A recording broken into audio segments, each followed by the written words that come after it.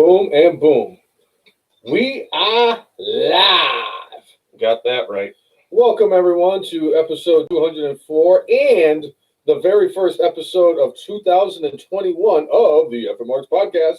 I'm Jay. And I am the brainless one. We got a bit to get into today. Some interesting stuff that happened in wrestling. But just like quite a few times before. In the last few weeks. Especially in the last few weeks. And I'll tell you, 2020 definitely took some big names. But this one definitely rocked the wrestling world, to say the least. As not more than a few hours, weeks, Marquee Award,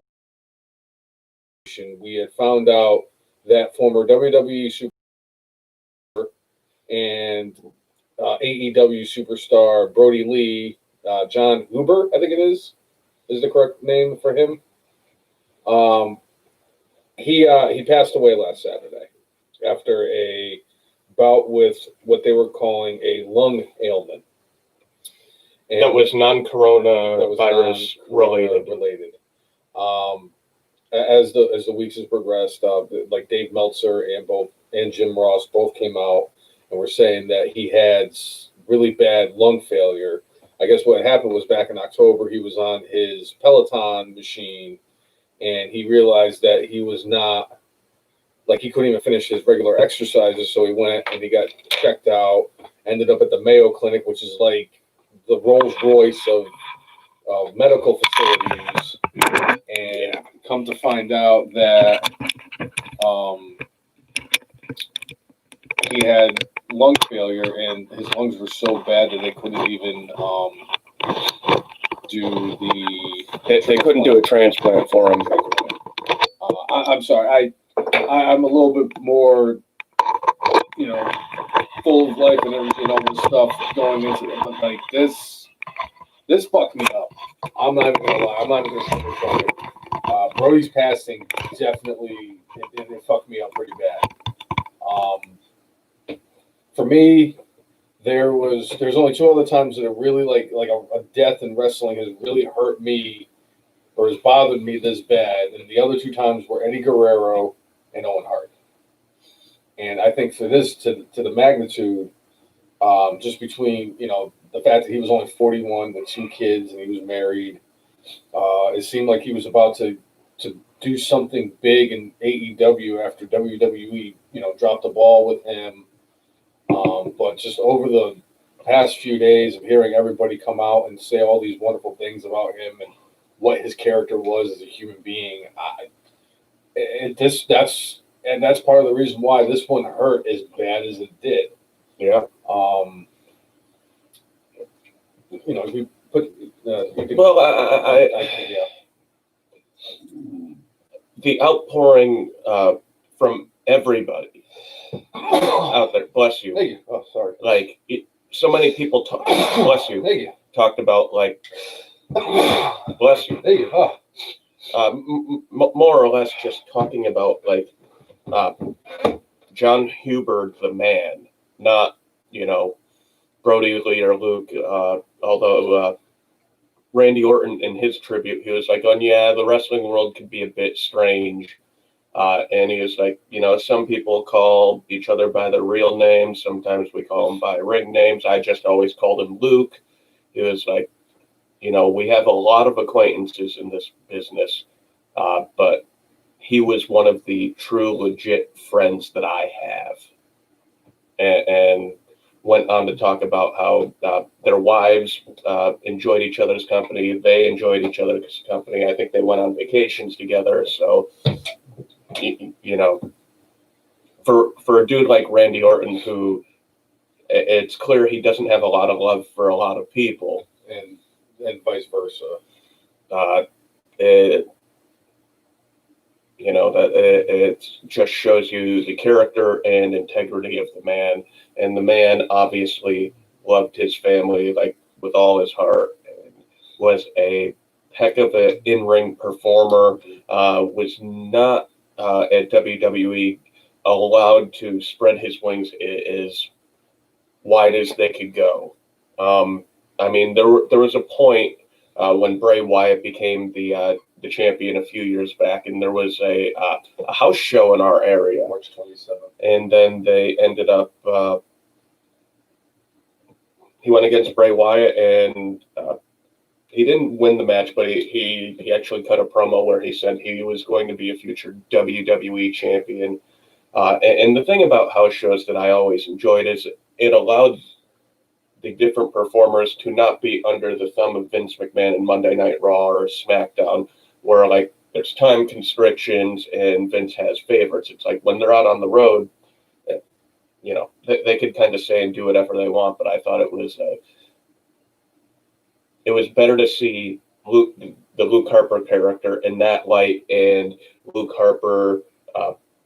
It seemed like that maybe this was the time that maybe they were going to start pushing him forward, and they never quite gave him the full push, because I think not long after that he got the Intercontinental title, but then after that he just in WWE did what they did to him, where he requested his release, but because he was injured, they decided to lengthen his contract to kind of screw him over.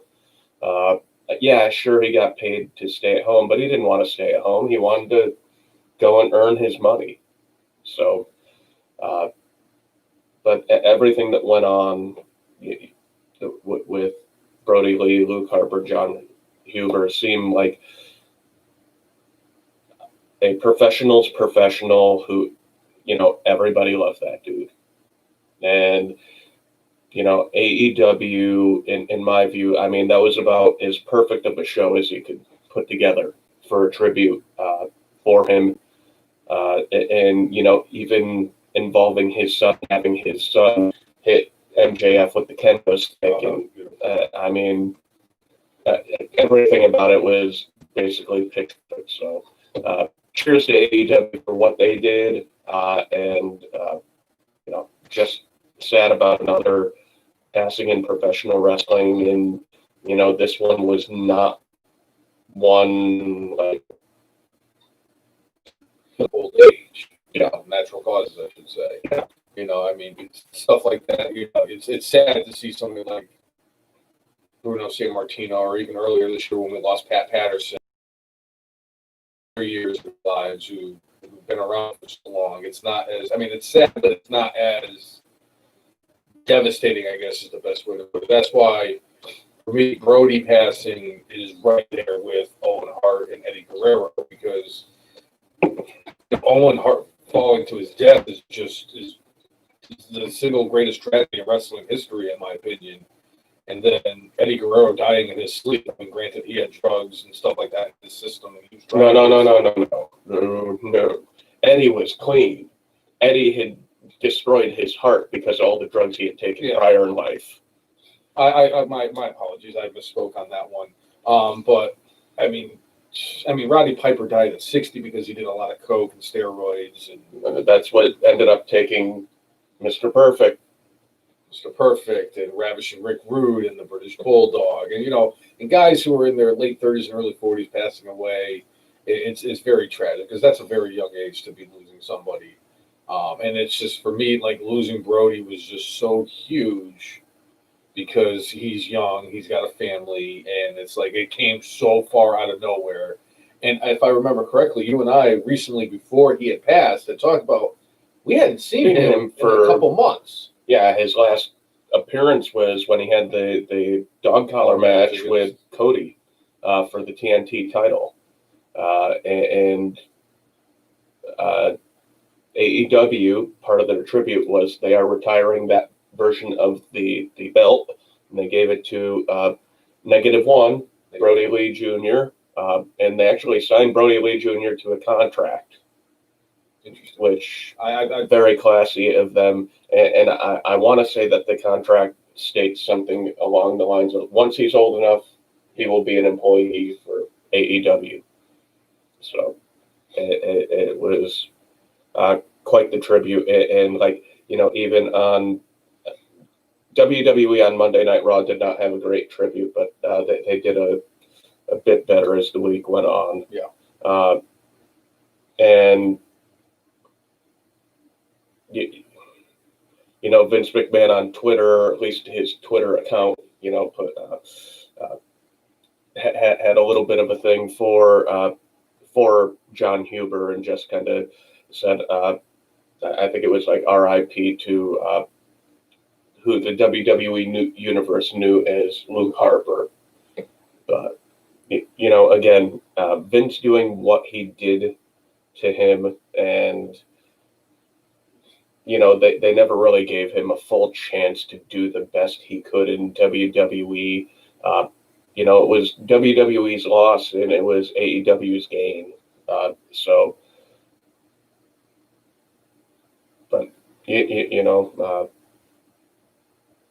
now, unfortunately, his life is over. His family has to kind of gather up the pieces of their lives right now and move forward. And hopefully all these folks that are doing these wonderful tributes that knew the man personally, or stay there and stay connected with his family and help out his family in the coming years, because it's nice to help out now, but well, that was part of like what you were talking about with all the nice things that people were posting, and like the two that really stood out the most for me were Braun Strowman and Bray Wyatt. Both had very, very heartfelt, deep messages that they posted after his passing, and both Adam and Wyndham both came out and said that they told, I think it's Amanda, is his wife's name? Yeah. They told Amanda that even though, Brodie's gone, you're still part of our lives, and whatever you need from us, you just let us know, and we're going to be there for you. And that meant a lot to me, seeing stuff like that, because, in the wrestling business, it's all about being at the top and who's the biggest guy, the biggest name and all that stuff. And it always gets overlooked, like what those guys in the locker room mean to each other and what they bring to the table. Because yes, obviously there was a point in time where everybody thought that wrestling was so good that they thought it was real, and like the storylines and everything like that. And then, but like deep down inside, these guys are on the road together 250, 300 days a year. They spend a lot of time with them. They spend more time with them with their families. Yeah. And it's just, it's a bummer. Yeah, it is a bummer. Weird thing though about all this. So after I got home on last Saturday, I went on and started watching Dark Side of the Ring because it's on Vice. Yeah. And I have Vice on the Hulu thing. And I shit you not, Jay, I can't make this up. The Bruiser Brodie one was on. Mm-hmm. And it must have finished, and then like 10 minutes later is when I found out about Brodie Lee. And I'm like, what are the odds of that happening? Right. Because he was named Brodie. Yeah, he because of his look of Bruiser Brodie. He looked just like Bruiser Brodie. Yeah. And that was one thing he even said. He even said that there was time where he was actually thinking about jumping to New Japan and exploring those options over there, because he would have been a star just like Bruiser Brodie over there. Yeah, but I just thought that was I had to say, because like we watched it and then we were starting to watch the next one, because they either do the show or they do back to back to back to back to back, or they just like season 1 episode 3, season 2 episode 5, season 1 episode 2, and it's like they kind of hopped around. So the next episode, and then Nicole was like, "Did you hear about Brodie Lee?" And I went, "What? What are you talking about? What happened to him?" And then I looked, and I got sucked in for like 2 hours trying to figure out what the fuck happened. So, speaking of the Wyatt family, they did have in WWE known as Eric Rowan. I think they referred to him as Eric Redbeard on AEW. On this podcast, he is most notoriously known as Captain Wedgie. Sorry, I had to put that out there. Right. But he made an appearance on AEW. I forget exactly what his sign said, but more or less like I think it was "R.I.P. brother, I will see you down the road," or something along those lines. But you could see like the tears were flowing in his eyes, and just a super emotional tribute, and like I don't remember if it was in between when he ended his time at WWE and started at AEW, but he didn't John Huber did a interview where he talked about how at the beginning he and Rowan really hated each other, and I think a lot of it had to do with like you know he had traveled the road of the Indies, Huber that is, for a long time, and I think with Rowan had not been in the wrestling business all that long, and I think there was a little bit of animosity about that, but over time they grew to respect each other and rode the roads together for several years, and I think eventually I obviously grew to love each other as brothers. It's like you can't go down those roads for that long, for that many hours, for that many years, and not develop a bond. So, but yeah, it was emotional seeing that. It's just like watching that show, and man, and to kind of like lighten it up a little bit and give kudos and everything to what's up, Tommy? Who I have, like you said, that was such a well put together show. I loved every aspect of what they did for that show.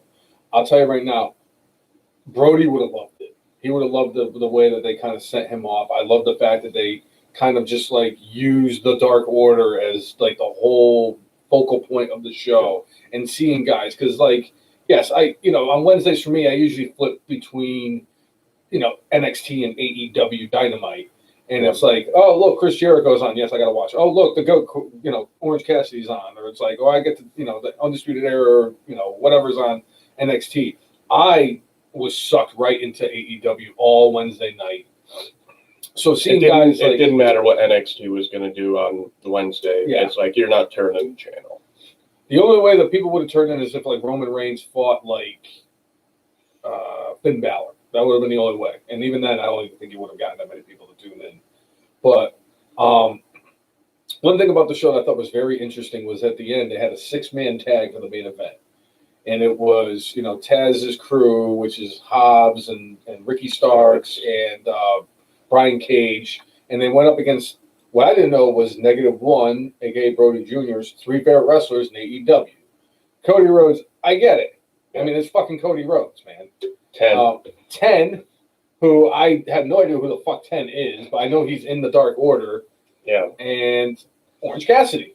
What a coincidence. My favorite wrestler in AEW. The GOAT. I thought that was very interesting. I understand it, but it's like you pick 10. I mean, because like that, what is it? John Silver, I think, is one of the guys' names. John Silver is a guy he wrestled earlier. He's like 5'5", 100. He's like Drake Maverick. And he went out there, and I've never. That was the first time I've ever seen him wrestle. And there's a lot of matches, and I'm like, oh, I'd like to get over there if I don't go to bed first, or if I don't, if I'm not watching NXT, I like to see it. And that was my first experience watching guys like John Silver and 10, who I was very impressed. I mean, John Silver is fucking really impressive in that race. I've been a fan of Stu Grayson and Evil Uno since the second they walked in. Yeah, since day one is H. They had a really impressive match. Lance Archer coming out dressed up like Luke Harper was. I was like, this is the greatest thing I've ever. It just not only was it like the best memorial show that any wrestling promotion has ever put out there. That was, and I've been watching wrestling for over 30 years. That was the best wrestling show I've ever watched in my life. It was incredible. So I give kudos to both Tony Khan and Cody Rhodes for putting that show together and doing such a great job on that. And most importantly, and I cannot stress this enough, you were able to do this show without having to put that piece of shit Kenny Omega on there. Right. So, but they were able to also, do a little bit of advancing some storylines, like, after Taz's crew lost the match, they ended up, beating down like Cody, 10, and Orange Cassidy, only to be saved by Sting in his who? This is Sting! and Darby Allin, and it'll be fun to see where this kind of mentorship goes. I think eventually it's going to. I think they'll have some tag matches together, but I'm gonna say that at All Out, possibly at All Out this year, we'll see Sting versus Darby Allin. I think that's what it's gonna ultimately lead to. So they were able to have that storyline going forward. They ended up Britt Baker went against with Penelope Ford, ended up going against Anna Jay and Tay Conti, and I think both those ladies are, or at least one of them, Anna Jay is in the Dark Order. She's number 99, and she said that since she joined the Dark Order, that Brodie Lee has done great things for her career, guiding her down the path that she needs to go to become a better wrestler, and she owes everything that she has up until this point in her career to Brodie Lee. Tay Conti is just kind of like there. And I hate to say it, but when I saw that tag team match was going to happen, I said, when I was reading all the matches, I said, number one, the Dark Order is not losing any of these matches today. Not a fucking chance. And then I saw the women's tag match, and I said, Penelope Ford is in this match to eat the pinfall. So, because they want to keep Britt Baker still looking strong, because I think she's in line to become number one contender for the women's title. I know she's in a feud right now with Thunder Rosa. And at the end of this match, when she threw shade, Thunder Rosa ends up attacking Britt Baker. So again, they paid tribute while also kind of putting storylines forward. That was one of the things that really stood out for me, was because they kept moving forward and still recognizing at the same time. Tony Khan is a fucking genius. If he had like Vince McMahon power, AEW would be unstoppable. Well, think of all the wrestling companies since WCW died in March 2001 that have tried to take that mantle of being like a legit second place to go for a long time. For like a decade or so, it was Impact. But it was Impact in Ring of Honor, but none of them were doing anything close to what WWE was. Like, there was a point where Impact was getting about, I think, 1.5 million viewers a week. Now, this is also about 10 years ago when WWE was still getting 5 million. Yeah. So it was like a fifth of the audience, where it's like, hey. That was back when Impact had guys like Samoa Joe and AJ Styles. Kurt Angle, and Jeff Harper. Hulk Hogan, brother. Yes, because there was nothing really made me happier than watching Impact when Hulk Hogan was when Ric Flair was trying to attack Abyss in the ring, and it looked like if my grandfather was trying to punch a tree. It just didn't look like, no. I'm like, Rick, you're done, man. You're like 9,000 years old. I mean, shit, you named dirt, so. But hey, one thing I'll say about that, and I talk about this a lot, I enjoyed the heck out of when Ric Flair went against Mick Foley in Impact Wrestling. They had I think it was a Falls Count Anywhere match or No Holds Barred match. You know what? Ric Flair threw down in that. Now, one thing that was very sad in that run from Ric Flair was when he went against Sting. They edited the heck out of that match, and that match still was crap. But yeah. So, what's up, Gags the Clown? That is effing Mark's Hall of Famer, Gags the Clown. What's up, Monseth? How you doing? One of the things I always remember I'm sorry, just one. Yeah, man. Really quick. I just wanted to hit it real quick. I loved when Ric Flair had that exchange with Jay Lethal on Impact, where they both had that woo off. That was one of the greatest things I've ever seen in my life. And I'll tell you, Jay Lethal, for what he is fucking talented, to say the least. He had that whole black machismo thing where he was trying to portray the Macho Man. Yeah. He nailed that freaking Ric Flair impression pretty solidly too. Yeah. I mean, that woo off was still like, and it was funny because like Jay Lethal looked like he was having fun with it, and Ric Flair looked like he was about to have a freaking aneurysm because he turned like 18 shades of red and started sweating bullets, and I'm pretty sure he attacked his sport coat like he knows how to do best. But Monsef, you are not currently a Hall of Famer, but that does not mean that 11 and a half months from now that you won't be. So anything is possible, as Kevin Garnett once said. Yeah. That's going to be interesting when we do that for next year, by the way, because Christmas and New Year's Day are both on Saturday. We will cross that bridge when we get to it, though. Yeah, we have quite a few months ahead of us. And as we found out this year, anything can happen. Sounds like we were about to intro into a video here. But and by the way, with the video in the background now, we may actually have potential now of watching the WWE Network, a.k.a. we could watch Clash of the Champions 13 all together as a one big effing Marks happy family. Wait, I got something even better. Instead of just watching all of Clash of the Champions 13, we could just have a highlight reel of Tom Zank. The Z-Man! Missing the crossbody on primetime Brian Lee, one of the worst moves in wrestling history. Yes. So, maybe we could cut together a highlight reel of.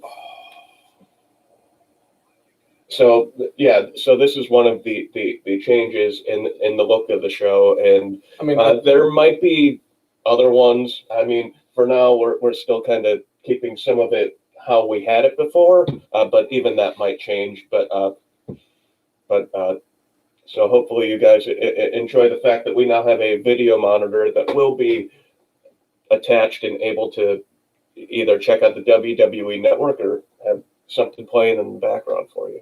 So, what we could do is we could have El Gigante versus Nails playing in the background while we're doing the podcast. Since we're talking about Abomination, since you brought up Tom Zink missing the crossbody on primetime Friday. It's such a. I'm sorry. So good. From Epic Mark's Hall of Fame show, Clash of the Champions 13. Yes. Oh, that's a mouthful. I'm gonna need a freaking. Yeah, Eric. We did see that JR said that his lungs were so messed up that he was not eligible to get a lung transplant. Can you imagine being a professional wrestler who your job is to work out, and he was doing that basically without issue up until October, and you go from being what people would consider like top-notch health or like somebody who is sitting there working out, keeping the body healthy, to all of a sudden like your lungs don't work. Like it's like, were there like little signs along the way with him? And it's like going, oh, it's just a thing. I mean, I know for me, there's been many times where it's like going, it's not really,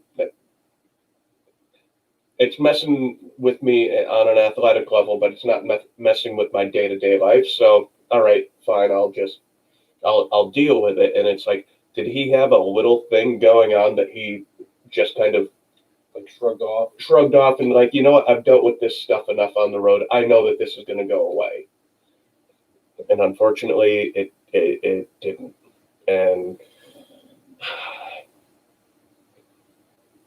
definitely hard to really fathom it. It's like going from what seems like the picture of health to not being here anymore. And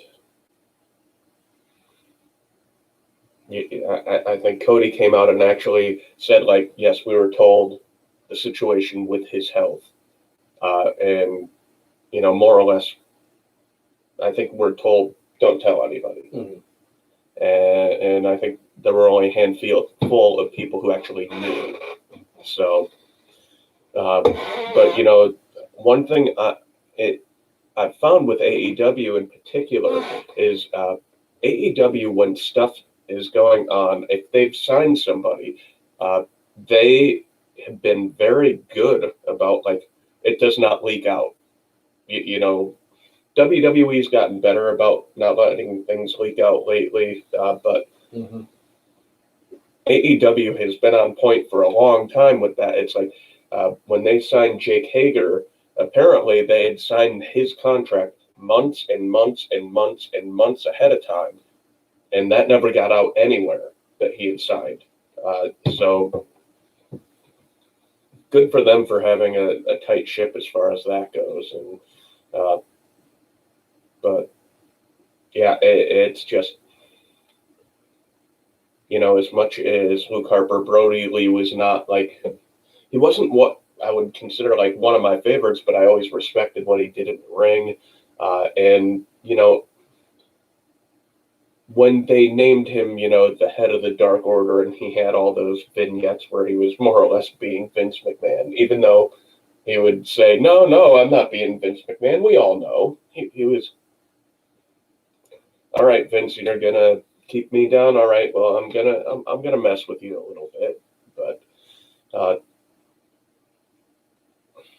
if you think about it, I mean, has there ever been like a guy who worked in WWE as a mid-carder who really stood out for whatever reason? I mean, if you think about it, I mean, yes, I mean, we talk extensively about Roman Reigns, the big dog, and all that stuff, and John Cena, and Randy Orton and Kurt Angle, and all these guys who were like main top of the line guys. But Luke Harper did get quite a bit of love. And if you think about it, we talked extensively about him when he was in WWE. I mean, how many times did we make the joke about, oh, look, he's wearing his one tank top to the ring that hasn't seen the washing machine in 7 months, right?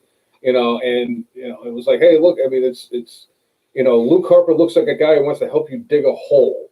He does. I mean, it was just he didn't really, he stood out without actually standing out, I guess is the best way to put it. And I don't mean that as like as an insult or anything, but yeah, he had a very unique look about him, and well, I mean, he had that look about him as if he was like the homeless man off the street, and what have you. And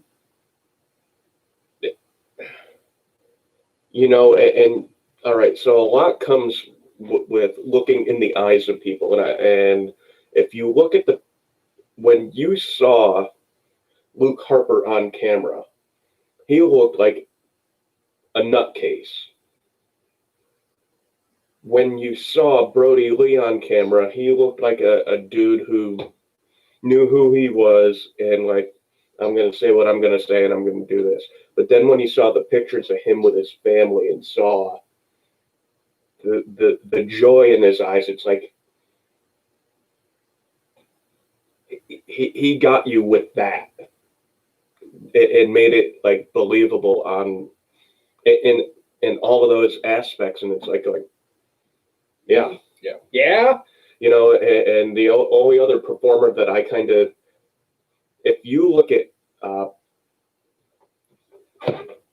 Asuka on camera, she looks a little bit unhinged and like nuts, but then when you sit there and kind of look at her Twitter account and you see her like smiling and happy, it's like going, wow, she really, like, she doesn't say much, but she envelops that character. But like, well, she's kind of, Asuka's done a hell of a job at like the fact that the language barrier between her and the fans of WWE is not very. I mean, yes, I mean she speaks English, but she doesn't speak it very well.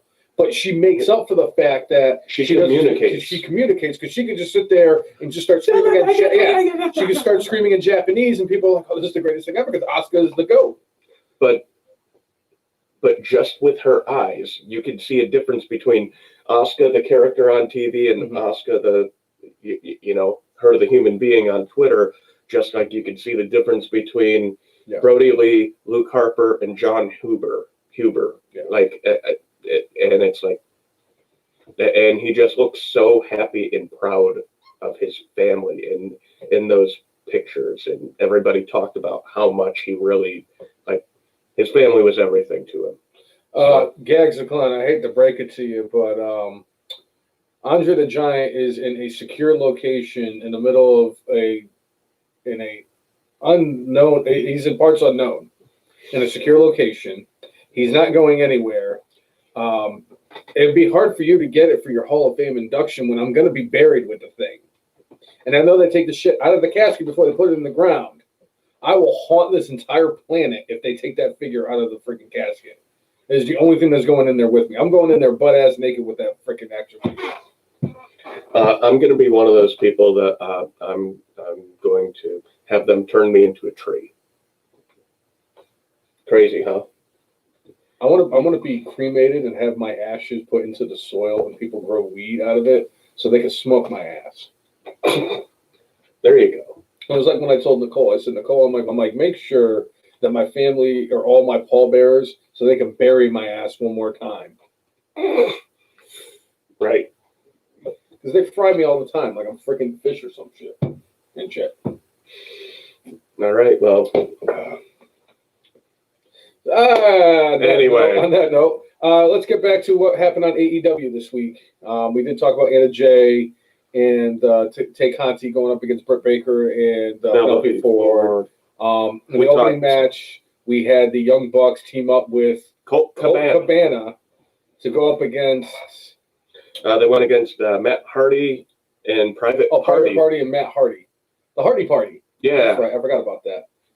I don't know what the hell to think of Matt Hardy anymore now that he's in AEW. Like, I just think that, you know, when he was in Impact and when he was just killing it as Broken Matt Hardy, and then he came back to WWE and it was like, oh, great, look, we got the Hardy Boys. And it's like, poor Matt Hardy gets overlooked in WWE because he's not Jeff. And Matt Hardy has had a Hall of Fame worthy career. Oh, absolutely. I think even as a singles competitor in WWE, Hall of Fame worthy. As long as we don't talk about that entrance song he used to have, the worst, the worst entrance song of all time. He can slam a tornado. Oh, bullshit! He can slam a tornado. He can slam a tornado. His song said it. I believe I'm sure he could slam a tornado, just like I'm sure if he fought a monsoon full of gorillas that he would. Perhaps he would. There's no way. Perhaps. You just don't know. He is the Jean Ralphio of professional wrestling. Yeah? No, he's not. There are worse out there. I appreciate Matt Hardy for what he has done. Now you do. Yeah, I do. Not 2.0. No, not. Oh God, it was so terrible. Only 2 times in my life was I happy that a wrestling storyline, a romantic love triangle storyline, I actually cheered for the dude who lost the girl twice. Test was number 1, and when Matt Hardy lost Lita the Edge. Nice.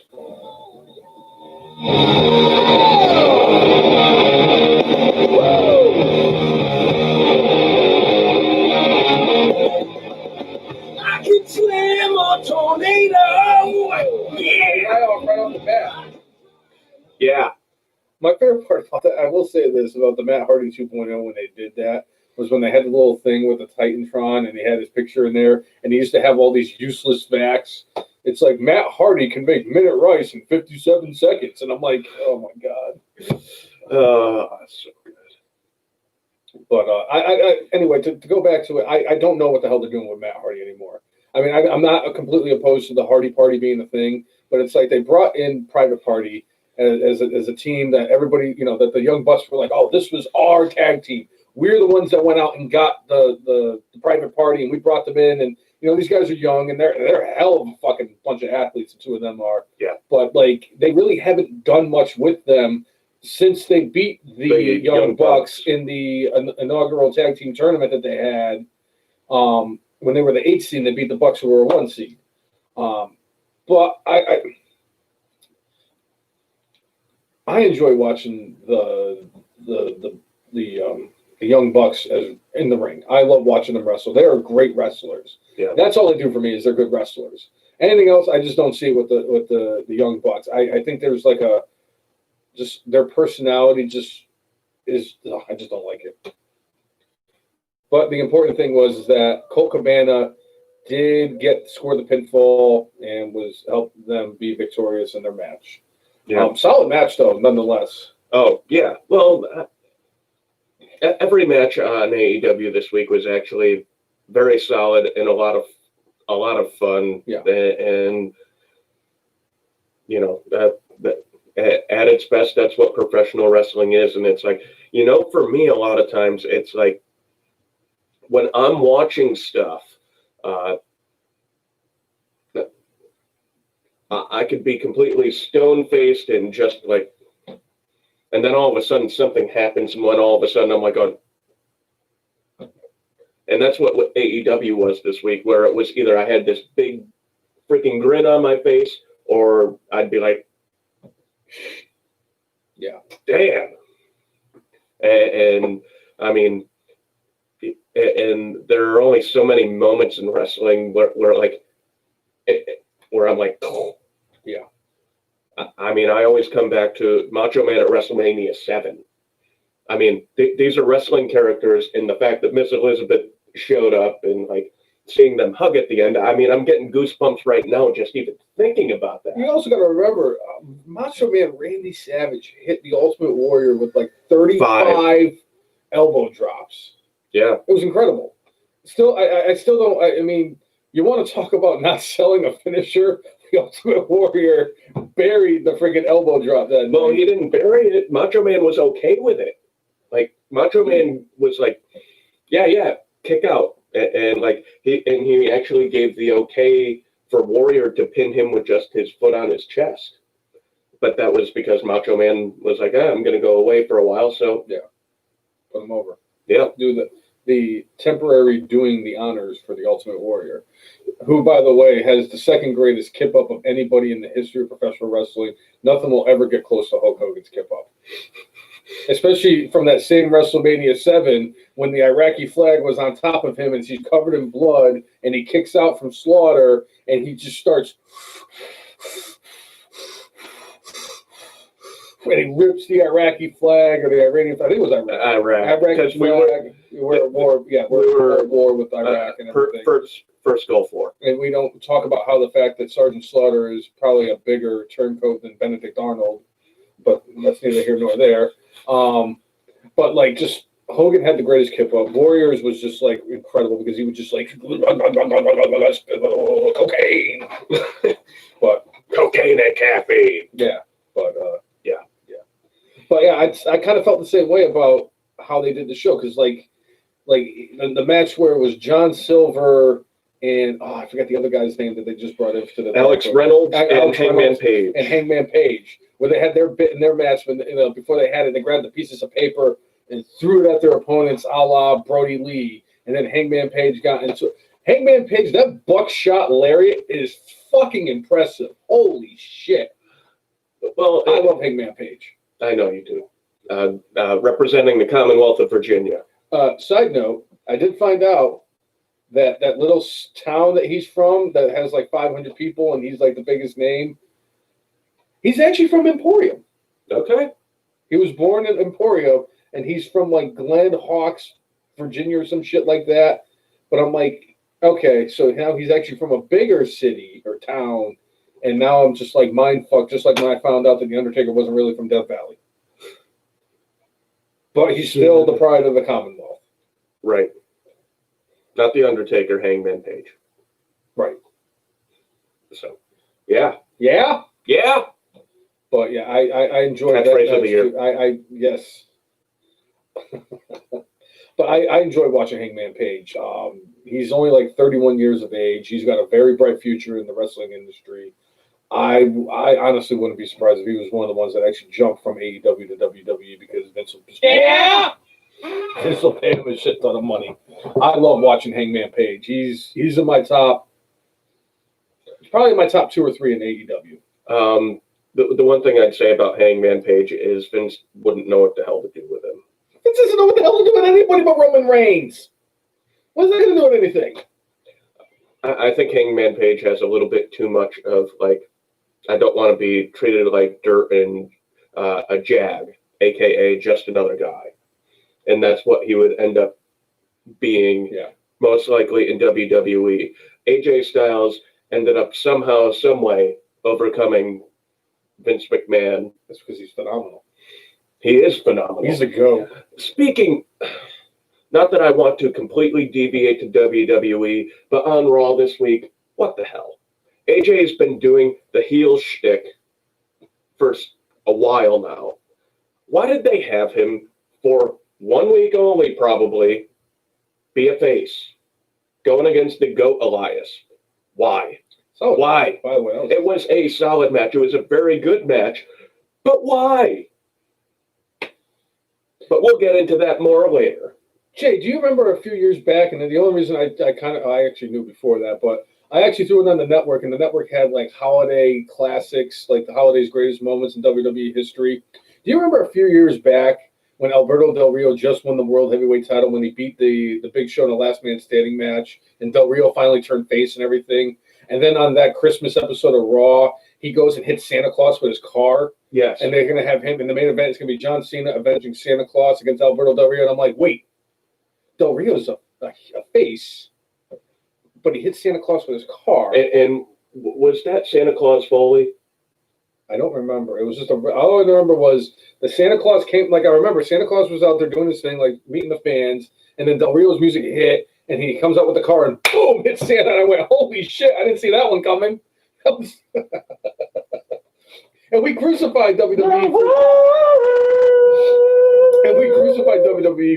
For doing shit that's predictable, and then Alberto Del Rio hits freaking Santa Claus. He went back to being a face. I know, a week later. I know that was stupid, but like him hitting Santa Claus with his Ferrari or whatever the hell it was, I'll never forget. It was a white Ferrari. I want to say it was a Ferrari, but it was a white car, and he comes in there, beeping the horn, and he hits Santa Claus. I'm like, Jesus Christ. I'm like, there you go, Vince. How are you going to explain to the kids the fact that Santa Claus just got hit by Alberto Del Rio? But you already knew that. Maybe that was like long term. Let's make Del Rio a heel, which Del Rio has done that in real life. So I'm surprised he didn't hit a Santa Claus with his car in real life. He may have. Oh, I bet Del Rio is an Eagles fan. Sorry.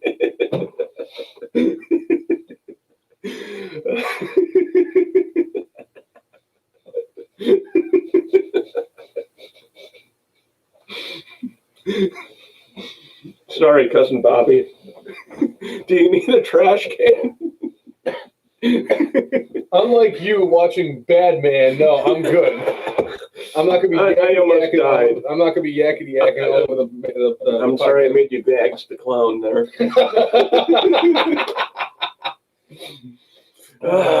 Yeah.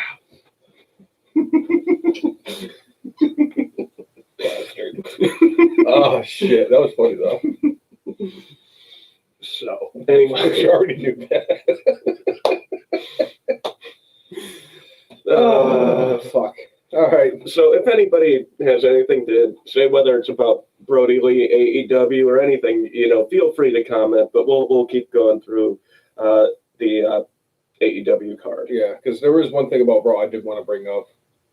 So one thing that we most definitely are gonna say is towards the end of this match with John Silver, Reynolds, and Page, MJF takes off the Dark Order mask that Brodie Lee Jr. had, and Brodie Lee Jr. ends up him in the head with a kendo stick. I died. I said, you know what that is? I was telling Nicole this. I said, you know what you're witnessing right now? You are witnessing the biggest heel in professional wrestling doing what the biggest heel in professional wrestling is supposed to be doing. I love that was one thing that I definitely took away from. I mean, the whole, as we said, the whole show as a whole was just fantastic. MJF took it to a whole different level right there. I mean, he mocked the kid. He was talking shit to the kid. He went over there, said something to him. He ripped the mask off of him. The kid cracked him with the kendo stick. And then he said, fuck that kid. On Twitter. Oh, my God. I'm like, this guy is... Yeah. Yeah. I love MJF. Yeah. I love the fact that he did what he did. Yeah. Oh, shit. So good. But Page and Silver and Adams. Reynolds. Samsonite. I was way off. Oh, I just ruined that joke for later. Fuck. Oh, well, damn it. All right. Anywho, I like them going over the way they did. Like I said, John Silver really fucking impressed the shit out of me in the ring. Their match, the tag team women's match, was very good. Anna Jay has a very good future ahead of her in this company, in the industry. Watching the Young Bucks and Colt Cabana, especially with Colt Cabana going over, I love the fact that Cole Cabana tried getting the Luke Harper, clothesline that he hits people with, which is pretty impressive. That was still one of my favorites. Very Stan Hansen-esque with his lariat. And JBL who borrowed that from the clothesline from Hell. And we did see on WWE TV this week, Xavier Woods used it this week, and and Ricochet did as well. I love the fact that everybody did the like he used to do. Yep. It was just perfectly done. That whole show was perfectly done. Yeah. From top to bottom. And at the end of the show, after they get the attack and everything, and they clear out, it was Cody Rhodes and Tony Khan and number 10. And then it was Brodie's wife and his kid were in the ring, and they placed Brodie's boots and his handkerchief in the middle of the thing. That's when they announced they were going to give the kid the TNT championship, and one will be forever the TNT champion. Again, top to bottom, everything they did on that show was it was incredible. It was. Unfortunately, it sucks that things like this have to happen to create these moments. Sometimes create these moments in wrestling, but yeah. Anyway, should we go to Raw? Yeah, we could go to Raw as our Facebook connection is having some issues. Zooming out. Yeah, well, it's watching The Great Gatsby. Right. Oh shit. One thing about Raw that really stood out for me, I remember when they did the TLC pay-per-view, and they had the Miz cash in and lose the Money in the Bank briefcase. And I gave it my brainless that week because, yes, at the time it was very brainless. And I thought it was stupid how they did it. I thought the Money in the Bank for the men's this year was so poorly done that, it was part of the worst storylines of the year. Yeah. And then this past Monday, Adam Pearce, I think it is. Yeah, it's Adam Pearce. Adam Pearce came up to the Miz and John Morrison backstage, and he said, "Hey, Miz, technically John Morrison was the one who cashed in the briefcase for you.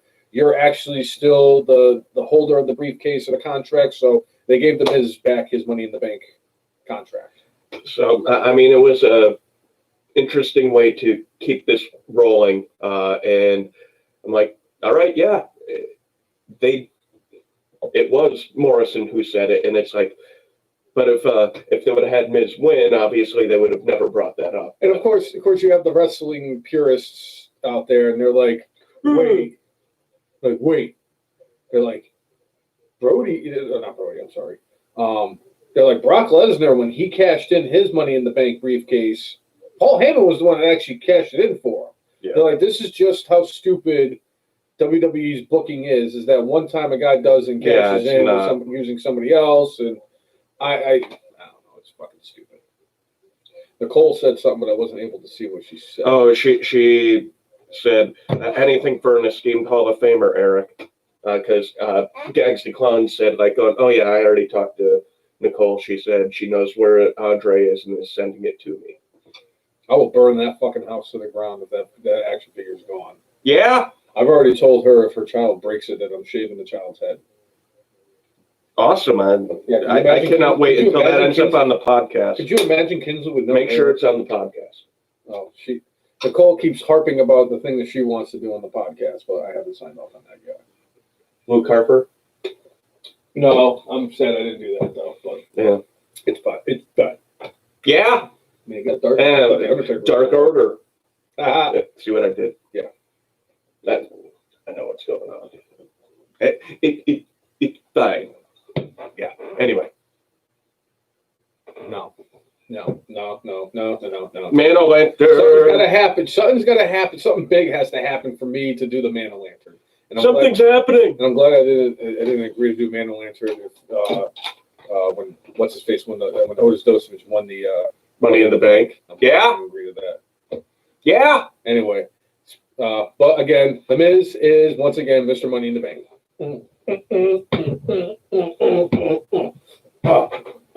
Yeah. Yeah. Here's a little Alex Wright for y'all. the great. You know what? I think he is the greatest dancer. That's Wonderkid. In professional wrestling history, better than Fandango.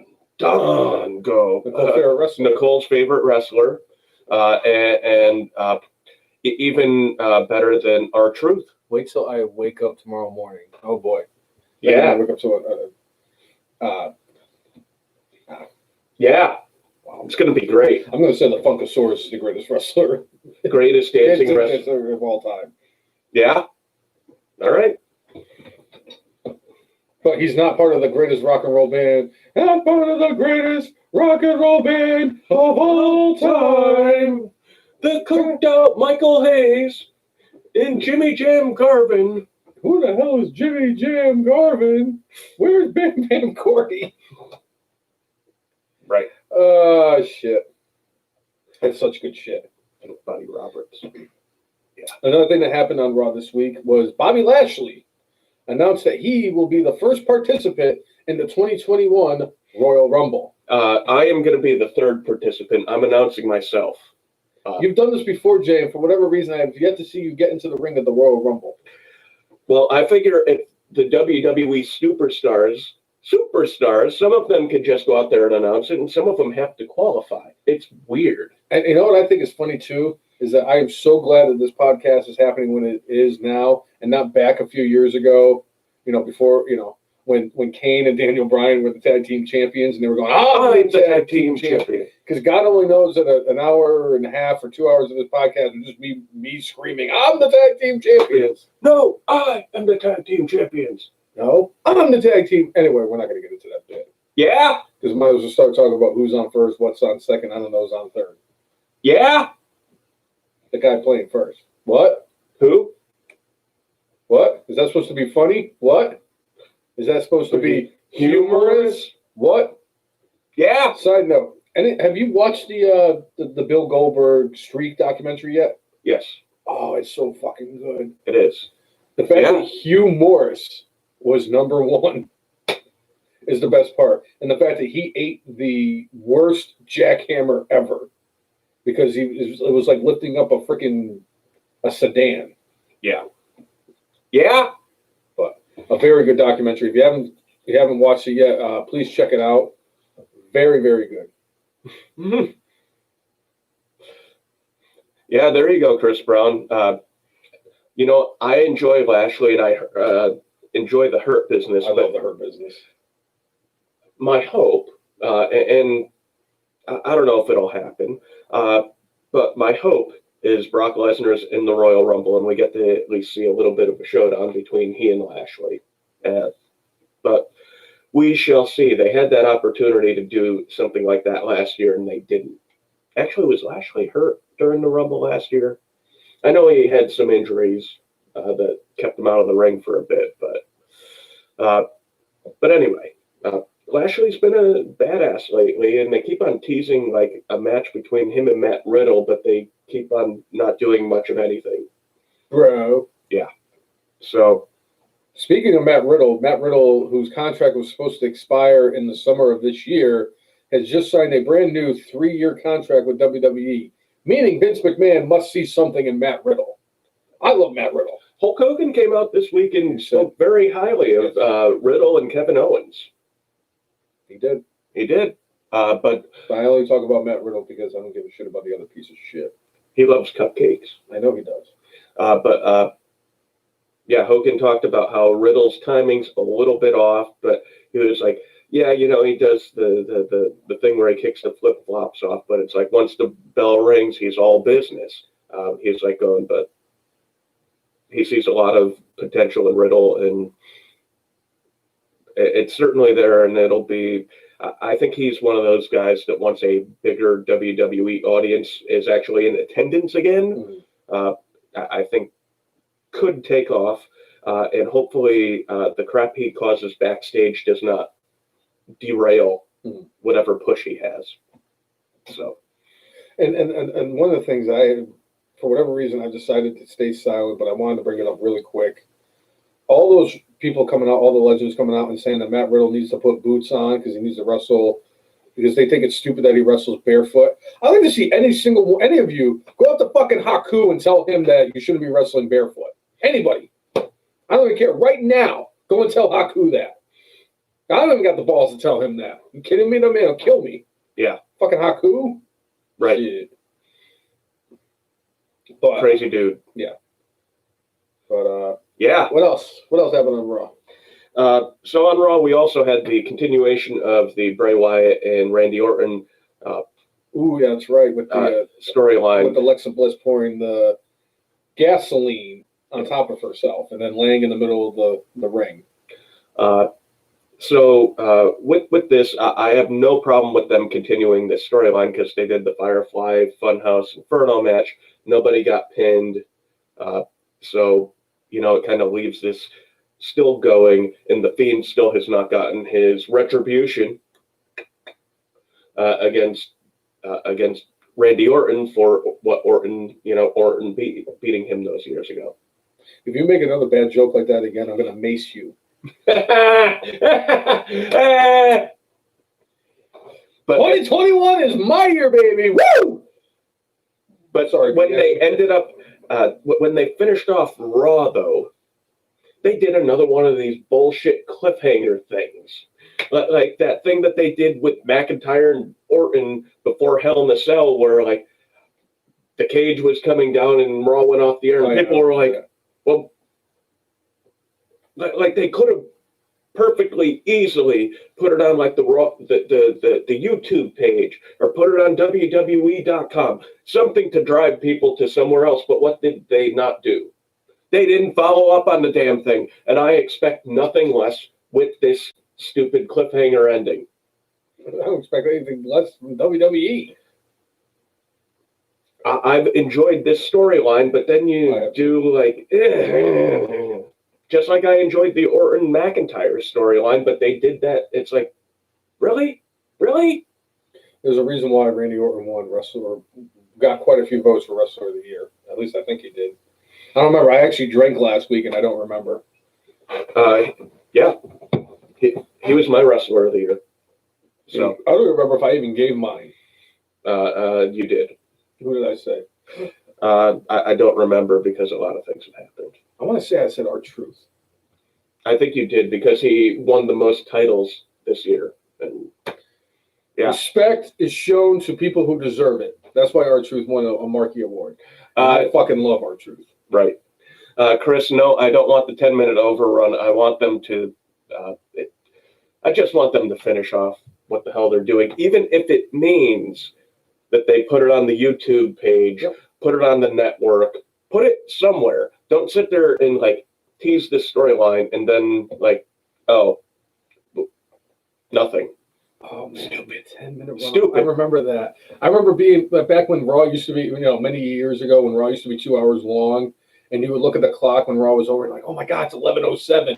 They give us 7 extra minutes.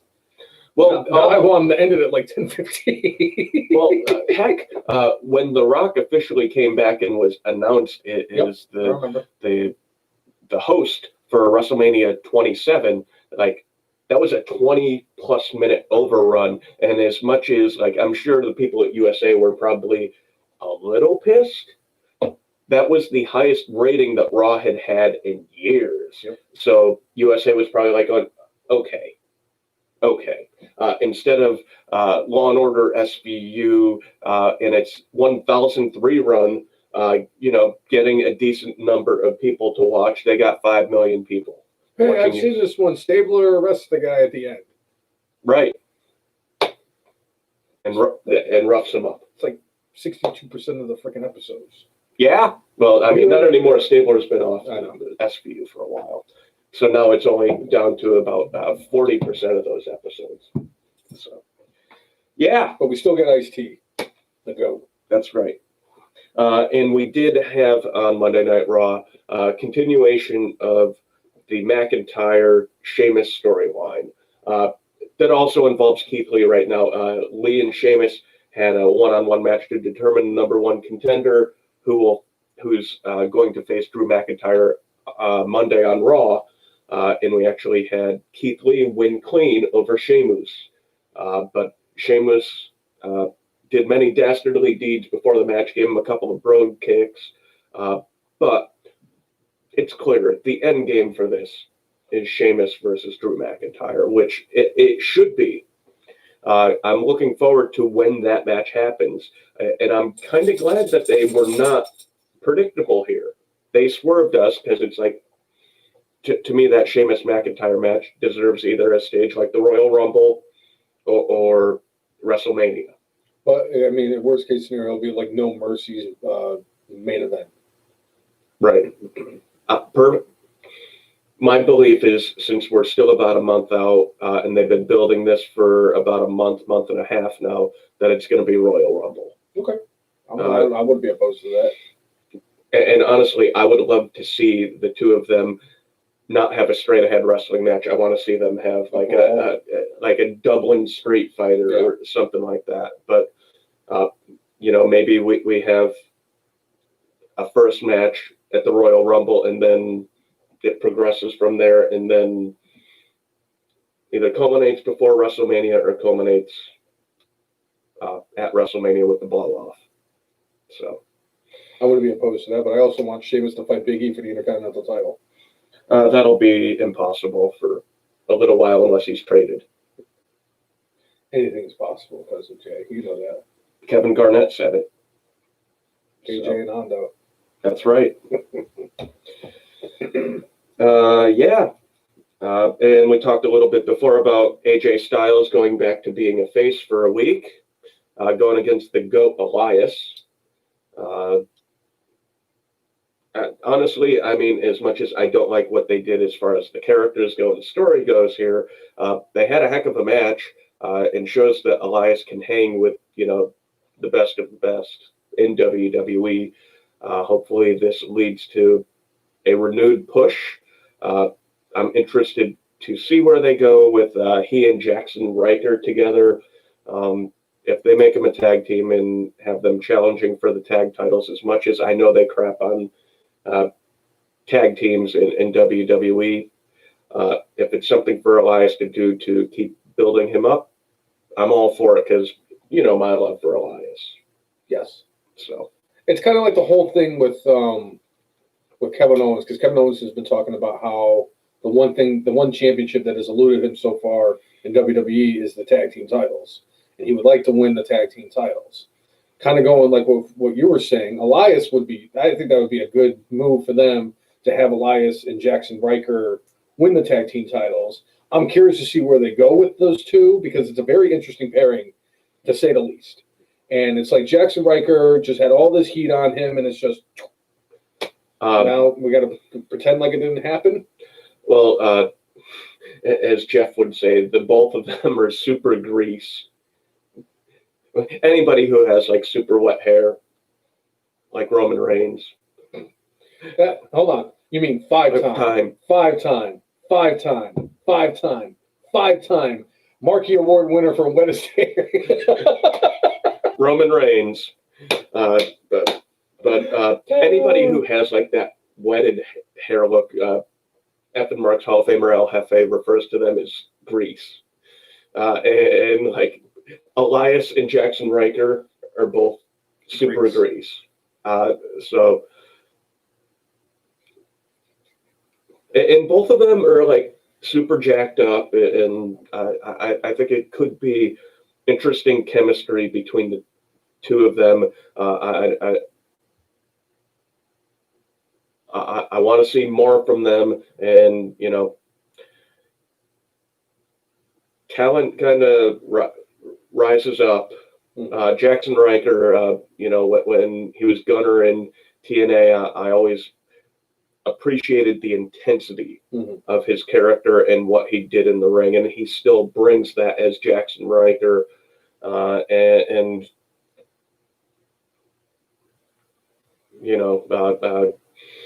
I don't know if there's a way for him to apologize for the things that he said. I think honestly, I think there were a couple of words in that the message that he sent out that he just needed to like put in there. I don't think he meant what he said is something disparaging, but the way he typed it out, it was. Yeah. But that would be my hope. That's my hope. That's why a lot of times I don't know what's in his heart, but like that's why I really hope that like Twitter would have the thing like instead of when you hit tweet, they should put a notification like, "Are you sure you want to tweet this?" And then you can send it out. sure. Because maybe that one like that split second could change the difference in anything. Because like you could tweet anything out, and like this morning, I was very disappointed about the outcome of Notre Dame's game from yesterday because as usual, per usual, the shitbags from South Bend disappointed me once again, like they typically do. Sure. So I went out there and I said, because they were talking about like, oh, Notre Dame, and I said, well, I'm like, great. So like 3 years down the road, when we make the playoffs once again, and we go up against a team that we are inferior to, and we lose like we always do, I'm just getting myself I was frustrated. They made the playoff a couple of years ago and got embarrassed and scored 3 points against Clemson on the way to Clemson winning the national championship against Alabama. And then in 2012, we played Alabama in the national title game, and it was the worst thing I've ever seen in a sporting event since the Giants lost to the Ravens in Super Bowl 35. Now, did you think about that game at all when the Ravens went against the Giants recently? I just kept on thinking of Jason Sehorn, honestly. I still have PTSD from that. I have PTSD every time the Giants play the Ravens, and every time they play the Eagles, and every time they play the 49ers. The Ravens from that Super Bowl, the 49ers for Trey Junkin, and the Eagles was the miracle of the Meadowlands twice because, Herman Edwards recovered the Joe Plasarchik fumble and ran it in for a touchdown, and Deshaun Jackson returned the punt for a touchdown. You play to win the game. And I love Herm Edwards. Yeah. But. So, yeah. All right.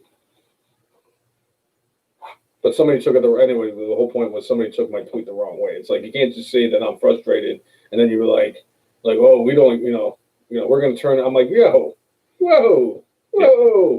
Took that way out of context. Right. Anyway, so we had that.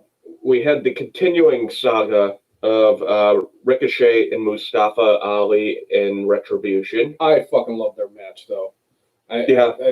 Ricochet could fight this rack right here and have a freaking 4-star match with that. Yeah. So I enjoyed it. He also paid, like we said earlier, homage to Brodie Lee on Monday. Excellent match to say the least. And anything that Ricochet does at this point is better than not getting utilized at all. And it seems like ever since he lost to Brock Lesnar in the WWE title match, that he's just kind of like fallen out of favor. But you think about it, he feuded with the Hurt Business. He's feuding with Retribution now. I'm curious to see where this goes going forward, like what they're going to do with Ricochet after that. Sure. I mean, a lot of people are saying, well, Ricochet should be in the Hurt Business. I think Keith Lee should be in the Hurt Business. That would be one impressive addition that nobody would see coming. I don't think it's out of the question. I think when you thought Keith Lee might possibly be the head of Retribution originally, like a couple months ago, and I told you were high on crack, I was like, it's too soon. They brought him up as a babyface. They're not going to have him switch like so soon, but we're a couple of months down the line. And obviously, right now, the way that WWE is able to tell if somebody's over is just TV ratings. Like they can't merchandise sale. And they could tell by that, but like which means Andre the Giant is in line for a push. But other than that, Vince McMahon can't hear crowd noise. Right.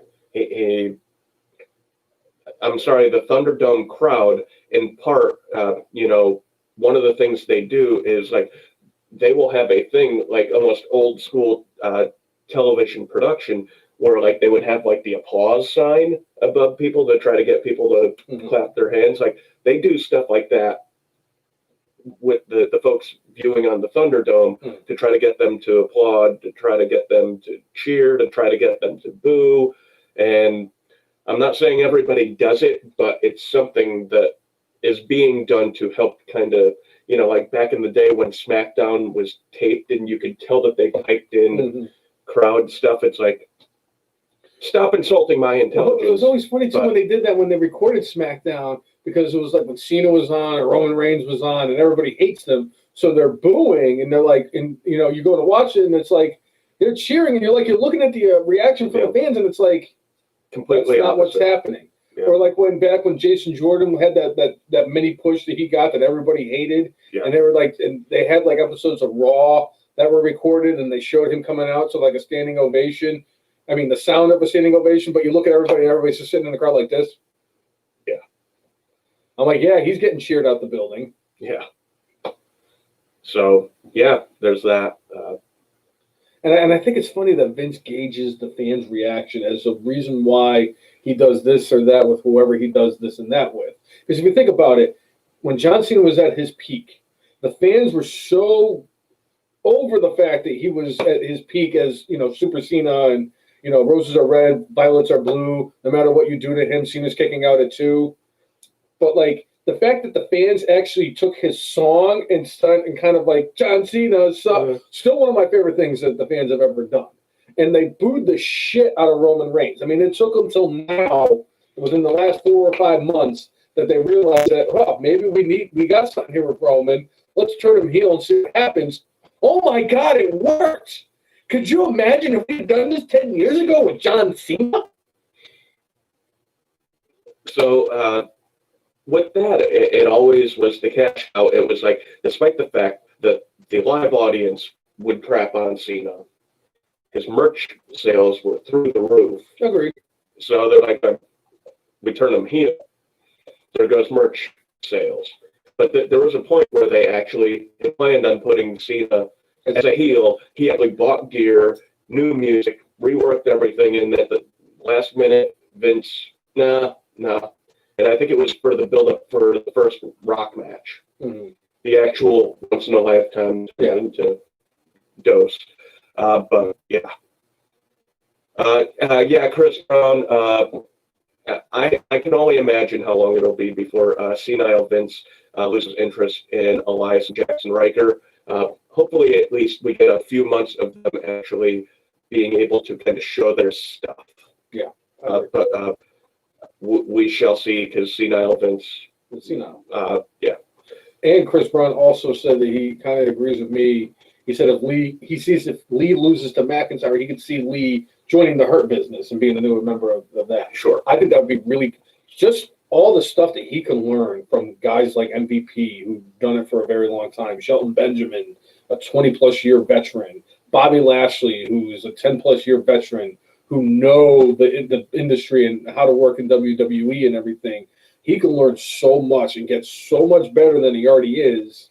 I think that would be a very, very good addition for the Hurt Business. He could be, and think about it.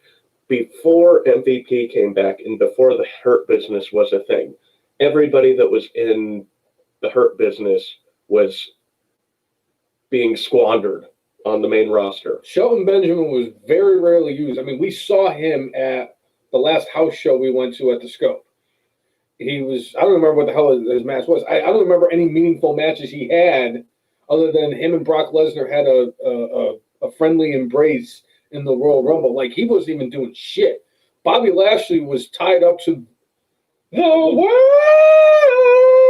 storyline in the history of professional wrestling, other than maybe Katie Vick. Cedric Alexander was fighting a main event, for crying out loud, and like he was just getting buried. I mean, it was just incredible. Like bringing in MVP kind of refreshed everything.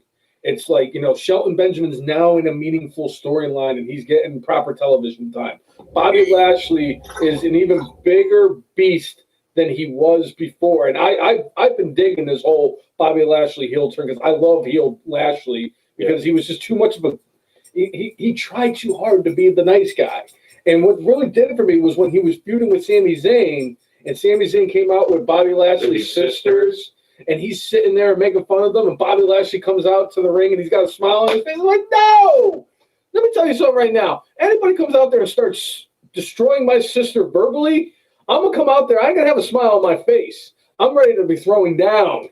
And your sister would actually be the one who would be throwing down people, knocking their teeth out. The Hurt Business. And I'd be sitting in there in the back going, yeah. But quite honestly, in my view, because of the Hurt Business, MVP literally was the MVP of WWE, like in the last probably like 6 months. I'd say so. Yeah, I would agree with that. What he has done and what he has meant to them, and considering the fact that MVP was only going to come back and do the Royal Rumble, and then the next night on Raw he was going to have a match against Rey Mysterio, who happened to be his son's favorite wrestler, and then he was like, "That's it, I'm done." And then WWE went Jesse Varner on him and went, "Wait, we kind of need you for more than just that." So they signed him to a contract to see, like, he was going to be an agent. He was going to be an agent and work as a producer in the back, and then he kind of pitched this idea of like the Hurt Business. Well, the thing was, he got furloughed as an agent, and he's like, well, there's nothing saying that I can't go out there and still wrestle, because they still had they had a different contract for him as a talent as opposed to an agent. So it's like, all right, yeah, I'll go out there and wrestle. And it's like, I mean, him and Bobby Lashley getting together and then bringing in Shelton Benjamin was a nice move. Him feuding with Apollo Crews did good things for even Apollo Crews, even if it was for a short bit of time, because it gave him exposure. Yeah. MVP has done so much in the last 6 months, being in charge of the Hurt Business. It's great. And I feel bad that he didn't get any kind of recognition. Well, can't really say any recognition. I mean, they won the Stable of the Year, and MVP got nominated for quite a few marquee awards, but he didn't get the credit he deserved. Obviously, there was other people who were more outstanding this year, but what MVP has done has been quietly, like when the Red Sox signed David Ortiz back in 2002. Yeah. Like, nobody knew what David Ortiz was going to bring to the table, and he's just kind of flourished after kind of squandering for the last few years.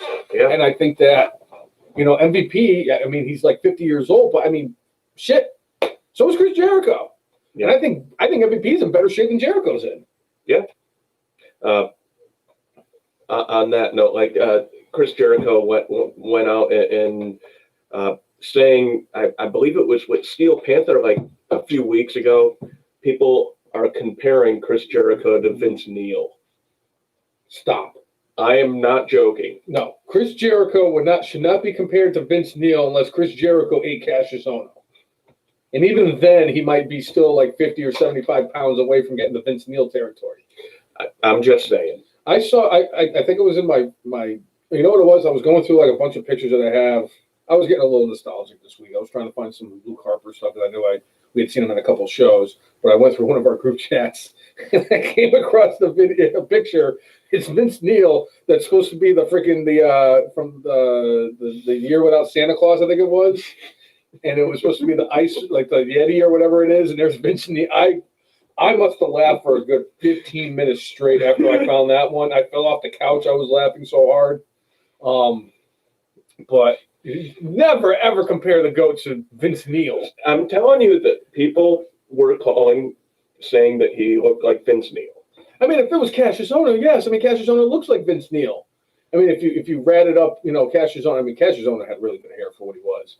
And I know we trashed him. Yes, he was very grease. And say what you will on how we an incredible performer in the ring. Despite it's clear that like genes are not on Cassius Ohno's side.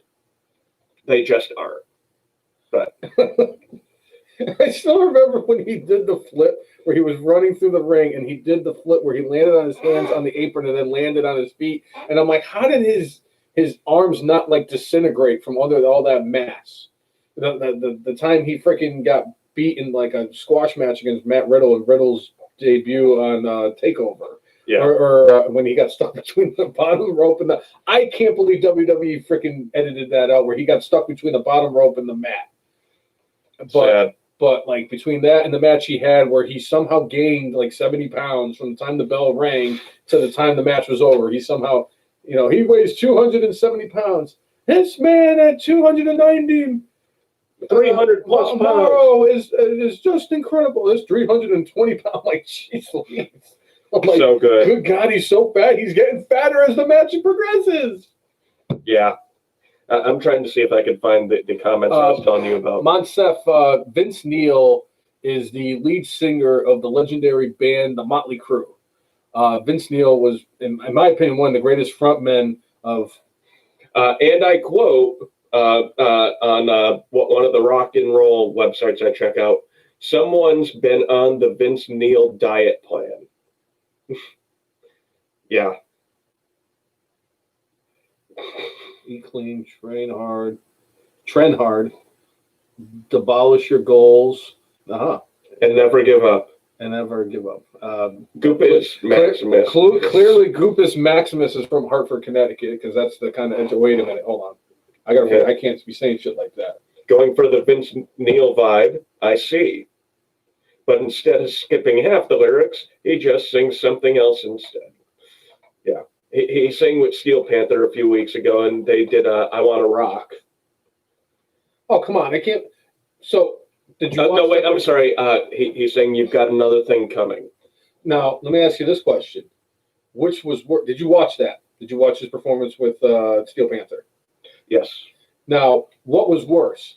His performance with Steel Panther, Ozzy Osbourne not knowing the words to Take Me Out to the Ball Game at Wrigley Field, or, you already know where I'm going with this, Lemmy at WrestleMania 17, forgetting the words to his own song. All four of them. I still think it's Lemmy. It's all about the game and how you game it. No, Lemmy, you forgot the words. And it's basically the same line over and over and over again, but you somehow forgot it. Yeah. And you were still in the right mind back then.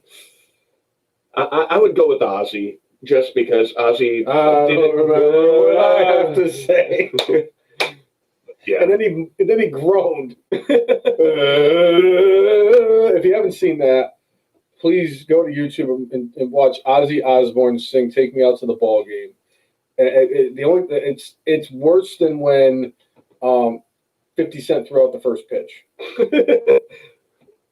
Shit. It was terrible. It was like Carl Lewis singing the national anthem. Yeah. So, anyway, Ozzy Osbourne is the go-to. All right. Chris Brown, Ozzy was more of a train wreck. True. Oh, that's funny. All right. Then a match that I know you were excited about: Charlotte Flair versus Nia Jax. Yeah. Charlotte won via DQ because Shayna Baszler got involved here. I wonder if I remember correct. If my memory serves me correctly, Shayna Baszler went one-on-one earlier in the night against Dana Brooke. Yes, and above all things, I'm glad that Dana Brooke is getting this opportunity because I feel like I'm having deja vu. Like I've had this conversation years ago in WWE about Dana Brooke, but regardless, I love the fact that she got that opportunity. And Mandy Rose was in her corner, and Shayna Baszler got her to tap out. And then after the match, Mandy Rose was checking on Dana Brooke, and Shayna Baszler came in and put Mandy Rose in the coquina clutch or whatever the hell the move. Kafuda, Kashida, Gina. Not going to work here anymore. Yeah. They got to, I'm telling you right now, they really need to stop this Shayna Baszler, Nia Jax tag team. Well, I think it's about the breakup. I mean, they just lost the tag team titles. I think they're going to probably have a rematch at the Royal Rumble, possibly. And Charlotte Flair is then going to win the Women's Royal Rumble because I'll be shocked when that happens. But speaking of which, Nia and Shayna are officially in the Royal Rumble. Yeah. So, anyway, you're right, Chris. It could be a way to bring Ronda back into the picture because the belief is that Ronda Rousey will be at the Royal Rumble. And to quote Brian Cox from one of my personal favorite movies, Super Troopers, kind of like how all these years that people were talking about CM Punk in a return. So I'm going to quote Brian Cox from the movie Super Troopers. I'll believe that when my shit turns purple and smells like rainbow sherbet. In regards to Ronda Rousey being at the Royal Rumble. Well, one thing that she was recently, I forget what it's called, but it was like a video game like podcast live feed, and she was representing WWE. She was not doing it for anything else. So obviously they still have her under contract, Right. But the fact that she's come out and done something under specifically the WWE banner, I think could mean that she's doing stuff. I mean, it was what Natty a couple of months ago that said, "Oh, I've been training with somebody. I just can't tell you who." I don't know if that was Charlotte. They haven't come out and said anything. The fact that they have not said anything since then makes me think it might be Ronda. Because, think about Edge. When he returned, once he returned, then all of a sudden they came out and said, "Oh, by the way, he's been training with this person, training with this person." And, well, it's kind of like, what was it, Brock Lesnar? He started training with Curtis Axel, I think it was. Yeah. And I think same thing with The Rock. Yep. That's why it was really sad to see him get future endeavored.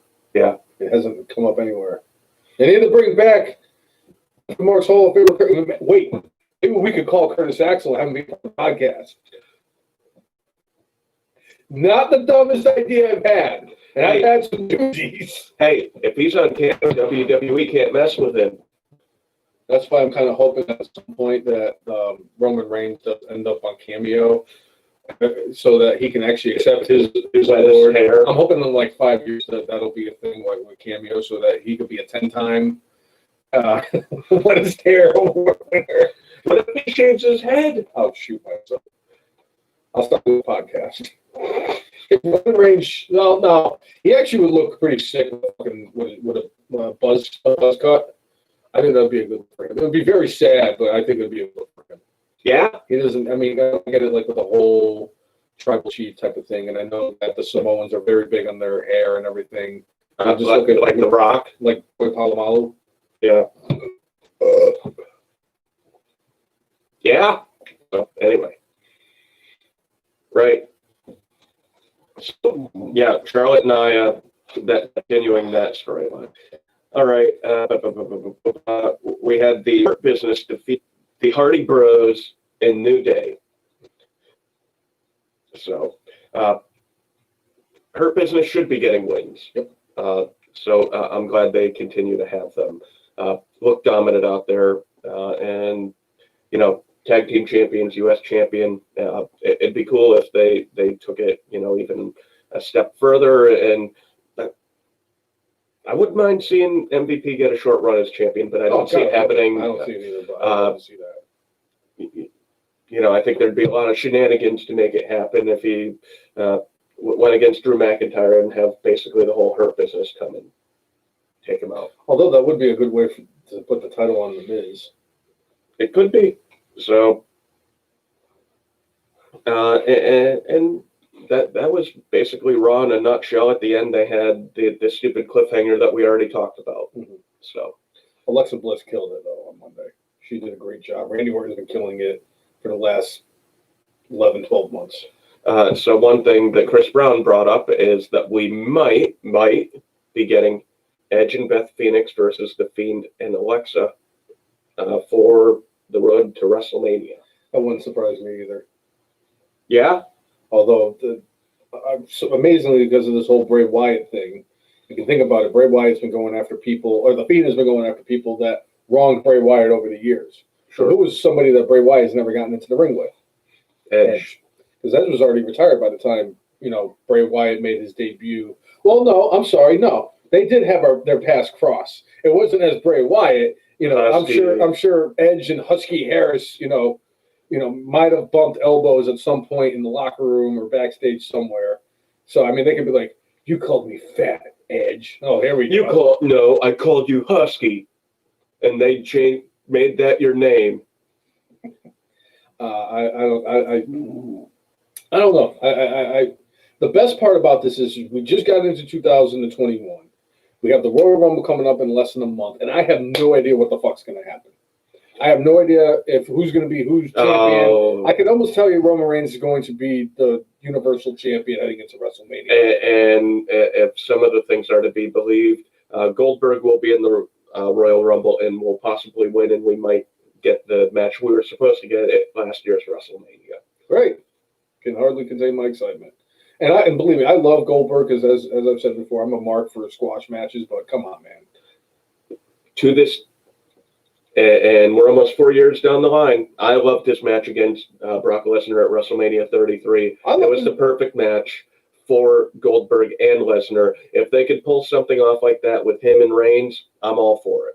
If it's more like that and less like Braun Strowman versus Goldberg this past WrestleMania, I'd be on board with it. If we had something like what happened with Goldberg and Dolph Ziggler at SummerSlam, which was one of my favorite matches from 2019, I think it was. I believe you're 18 correct. or 19. I think it was 19 now. I mean, that was fantastic. I love that shit. Yeah. Well, I mean, that's because Dolph Ziggler could sell any wrestling move better than... He could sell ice to an Eskimo. He could sell a ketchup popsicle to a woman wearing white gloves. Tommy Callahan. Right. He sells moves better than Girl Scouts sell their cookies. There it is. That's what I was looking for. Wait. Does he sell those cookies better than Samoa Joe did? No. Remember when Samoa Joe took over I got Samoa's here. Samoa's Girl Scout cookie. That was funny as shit. And he took over that whole territory and was beating up anybody who tried to take when he threw the freaking box like 1,000,000 yards and knocked the girl out. That was fucking funny as shit. It was fantastic. But yeah. So SmackDown, or as I like to refer to it as the night of tag team wrestling. Yeah, and I think what they do with these shows is, if it's going to be on a holiday, they pre-tape them, and I think they also do things to help it if they're taping multiple shows to limit the bumps that the wrestlers are taking. So what do they do with that? They do tag team matches, and as much as the tag team matches last night were all different from each other, it's like, oh, where's Teddy Long? Seriously, Teddy Long should have came out there and got his paycheck from being a WWE Hall of Famer, and he would be like, I needed that. That's all. That was the only thing that was missing from last night is Teddy Long going, hold up, wait a second there, player. We are going to have ourselves a tag team match. We're going to have, what was one of the matches? We're going to have Otis team up with Daniel Bryan to go up against Cesaro and Nakamura, Shinsuke Nakamura. And that match is going on now. Player. Holla at me if you hear me. Holla at me if you hear me. Because, I get the Riot Squad going up against Tamina and Natty Neidhart with Billie Kay still doing her thing. And I hate the fact that people are hating on this whole Billie Kay thing. At least it's something. Yeah. I mean, she basically got Marty Jannetty'd from her tag team when she was in the Iconics, just so that... To be fair, even Peyton Royce got Marty Jannetty from that. How do you end up with two Marty Jannettys? Vince McMahon, looking your way. I would love to if he was watching this show. If Vince McMahon was watching this show right now, I'd call him a no good, dirty, old, geriatric, retarded fuck. Yeah. And I'm pretty sure that the FCC would be all on my ass. You know what, Chris Brown? That is a great point. They're having the Legends show for Raw shortly. You know who will probably be on there, playa? The Rock. He's gonna make a tag team match or a triple or a 6-man match. You know how excited I am for Monday? I cannot believe that these words are coming out of my mouth. That I am excited for Monday Night Raw. Yeah, I don't say that, but the fact is the GOAT's going to be there. What? The GOAT, the other GOAT.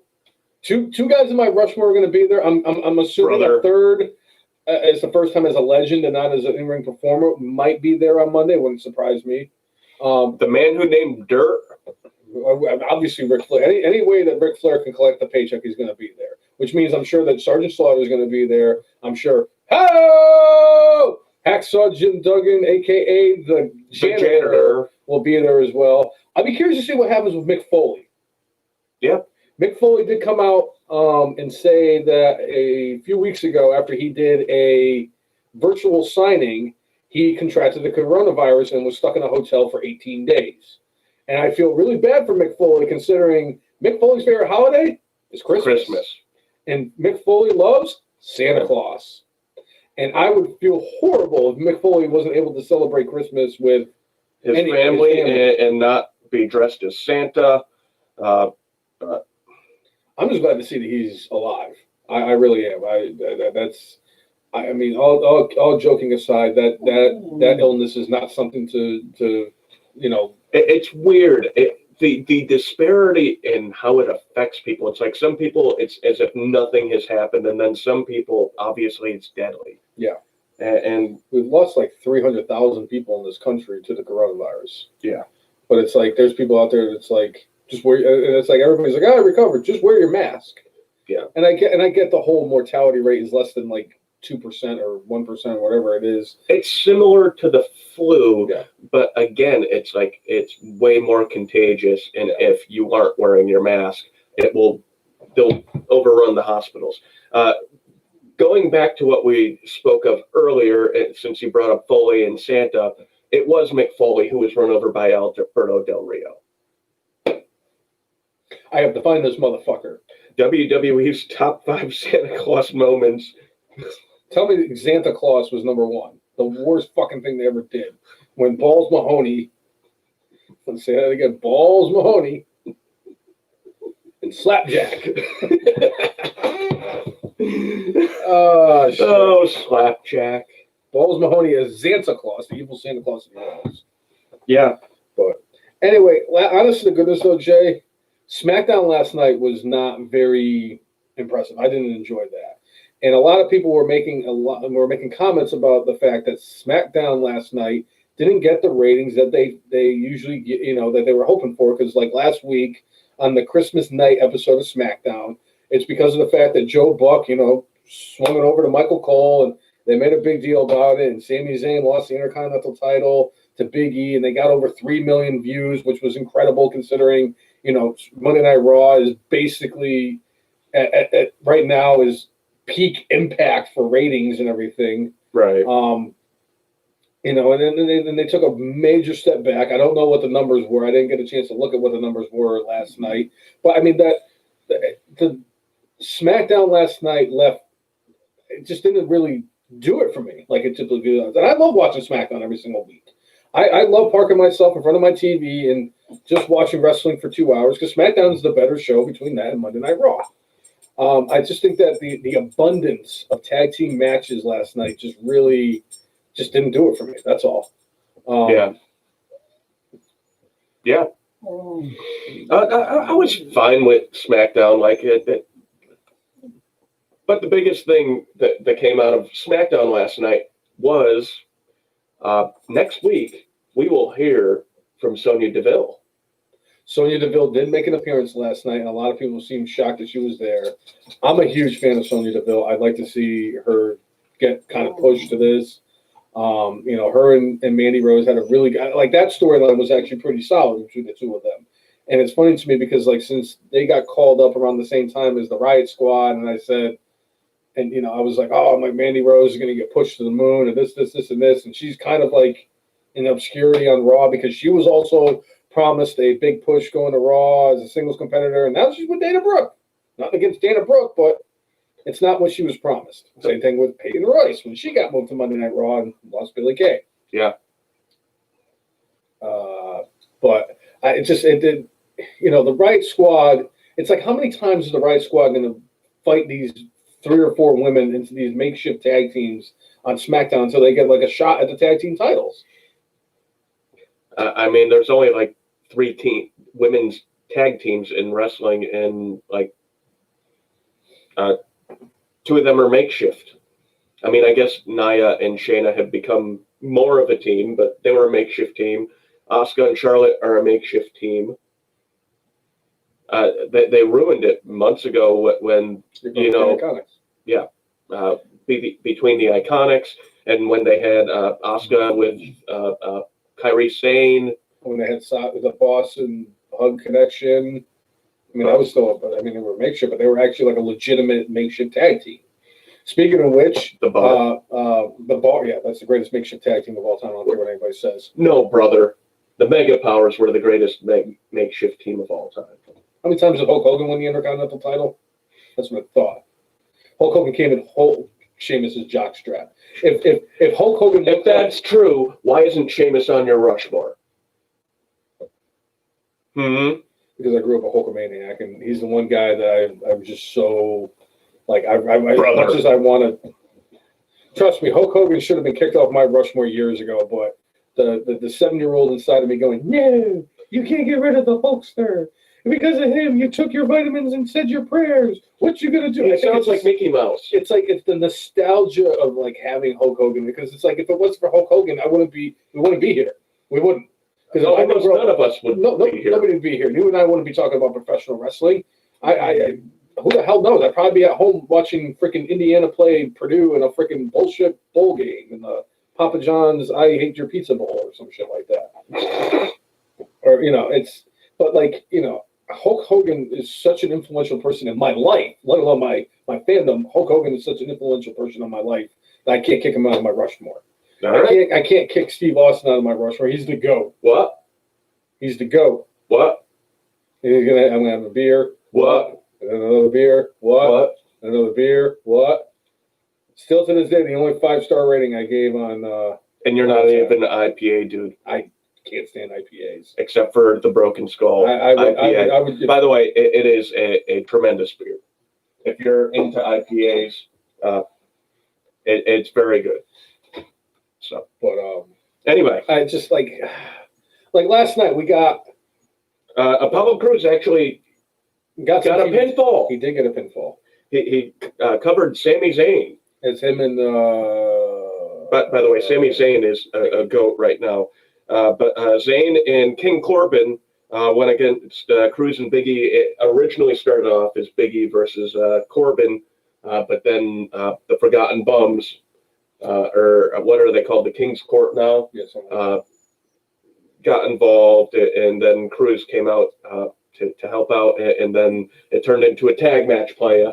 Which then ultimately, after Big E and Apollo Crews won, Big E said that he's going to give Apollo Crews a Intercontinental title shot next week.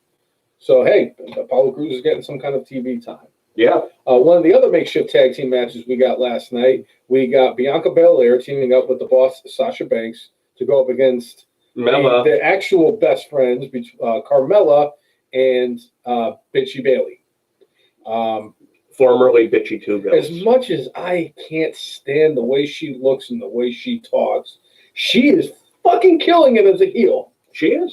She plays the chicken shit bitch heel perfectly, and I enjoy what she does. I just can't look her in the face and hear her talk. As long as she just does the mannerisms and does all that obnoxious over the top shit, I'm on board with Bailey. As long as she doesn't look at me and she doesn't open her mouth, I'm fine. But Carmella did score a pinfall against the SmackDown Women's Champion, Sasha Banks, last night. Again, at least Bianca Belair is getting some kind of TV time. I do think that by the end of this year, she's going to be in the main event picture, if not much sooner. I think similar I think Bianca, if I'm remembering right, last year had a lot of moments at the Royal Rumble. I think she will have more of them in a few weeks. Yes. And I think that's going to be part of pushing her forward. Unfortunately, what happened with Bianca in the past year was, she was going to be with the Street Profits, and then once coronavirus hit, they didn't want to have her put into like the comedy with the Viking Raiders and the Street Profits, because they didn't want her to be taken, they want her to be taken seriously, not as part of a comedy thing. She needs to have a Roman Reigns-esque Royal Rumble performance where she eliminates like 14 people. And I think she did that last year. She had a solid showing last year. I think that she is a force. She is one of my picks to win the Royal Rumble. I'm gonna Jesse Barner myself, and I'm probably gonna have like 7 people win the Women's Royal Rumble. She's gonna be one of them. Wait, but she is a legitimate contender to win the Royal Rumble this year. I still think I'm gonna go with that Lana idea that I had, because I think it's just so stupid that it's actually going to happen. Speaking of which, there were pictures that came out this week, whether or not it's kayfabe or not. Lana may be nursing a legit injury, and that may actually explain why she was actually written out of the story. May. This could, again, be part of storyline, but for once, I'm not 100% sure. My personal hope is that it's a legit injury that force WWE to come up with a different storyline. Obviously, I don't hope that Lana's injured, but there's always a plan B. So hopefully, if Lana's legit injured, she's back soon, and hopefully they can actually fix the stupid writing. I will say that speaking of Lana, one thing I forgot to mention about Wednesday that really stood out for me was at the beginning of the show when they did the 10 bell salute, and all the wrestlers and Tony Khan and his family were all out. Brodie's family was all out there. One person that really stood out for me was Miro. And just watching him as they were doing the 10 bell salute, and he just was bawling his eyes out, was one of the saddest things I had seen in 2020. And just to see like how much he meant to Miro really just proved what kind of a person Brodie Lee was in the WWE and the AEW locker rooms. Yeah. So I wanted to bring that up. I'm sorry. Yeah. No. That's good. That's such good shit, pal. It is. All right, so SmackDown wise, we've hit on just about everything, but we did at the end of SmackDown have Jey Uso going against Kevin Owens. Like they started the whole show off actually with continuing the KO and Roman Reigns storyline, but more or less Kevin Owens saying like, oh, you need your cousin, you need Jey Uso to beat me, and I don't like, what? And I think he wanted to face Roman, but Roman's like, no, I'm not going to face you. And he's like, all right, well, go against your cousin. And, that Jey Uso and Kevin Owens have another match, but the way they ended this was beautiful, where like Roman comes out and just absolutely beats the holy hell out of Owens and stands tall. They've done great with this storyline. Owens obviously is a really good talker, and Roman is at the top of his game in helping carry his cousin to the best he's ever been. So I agree with that. And Jey Uso has been fucking money for the last few months too. So this storyline continues, and I'm sure what we're going to do is we're going to get the blow off at the Royal Rumble. Agreed. And I think instead of Jey getting involved, Jimmy Uso is the one that gets involved to help his cousin go over on Mr. Kevin Owens, the piece of shit. Right. Pussy. All right. So that was SmackDown. So let's quickly go through a couple of things at NXT. So one of the things that NXT did is they had their year-end awards, and one of the awards that they presented was Match of the Year, which was Kyle O'Reilly versus Finn Balor, and Balor comes out, gets the award, and talks about how he wants to share it with O'Reilly, but out comes Pete Dunne, who had a match earlier Roderick Strong against Roderick Strong, hell of a match, but Dunne coming out and saying, I want that from you. And on top of that, basically, all sorts of crap went down where Karrion Kross or Scarlett comes out, says a few things, and then all of a sudden, Karrion Kross and Damian Priest are beating the holy hell out of each other all around the ring.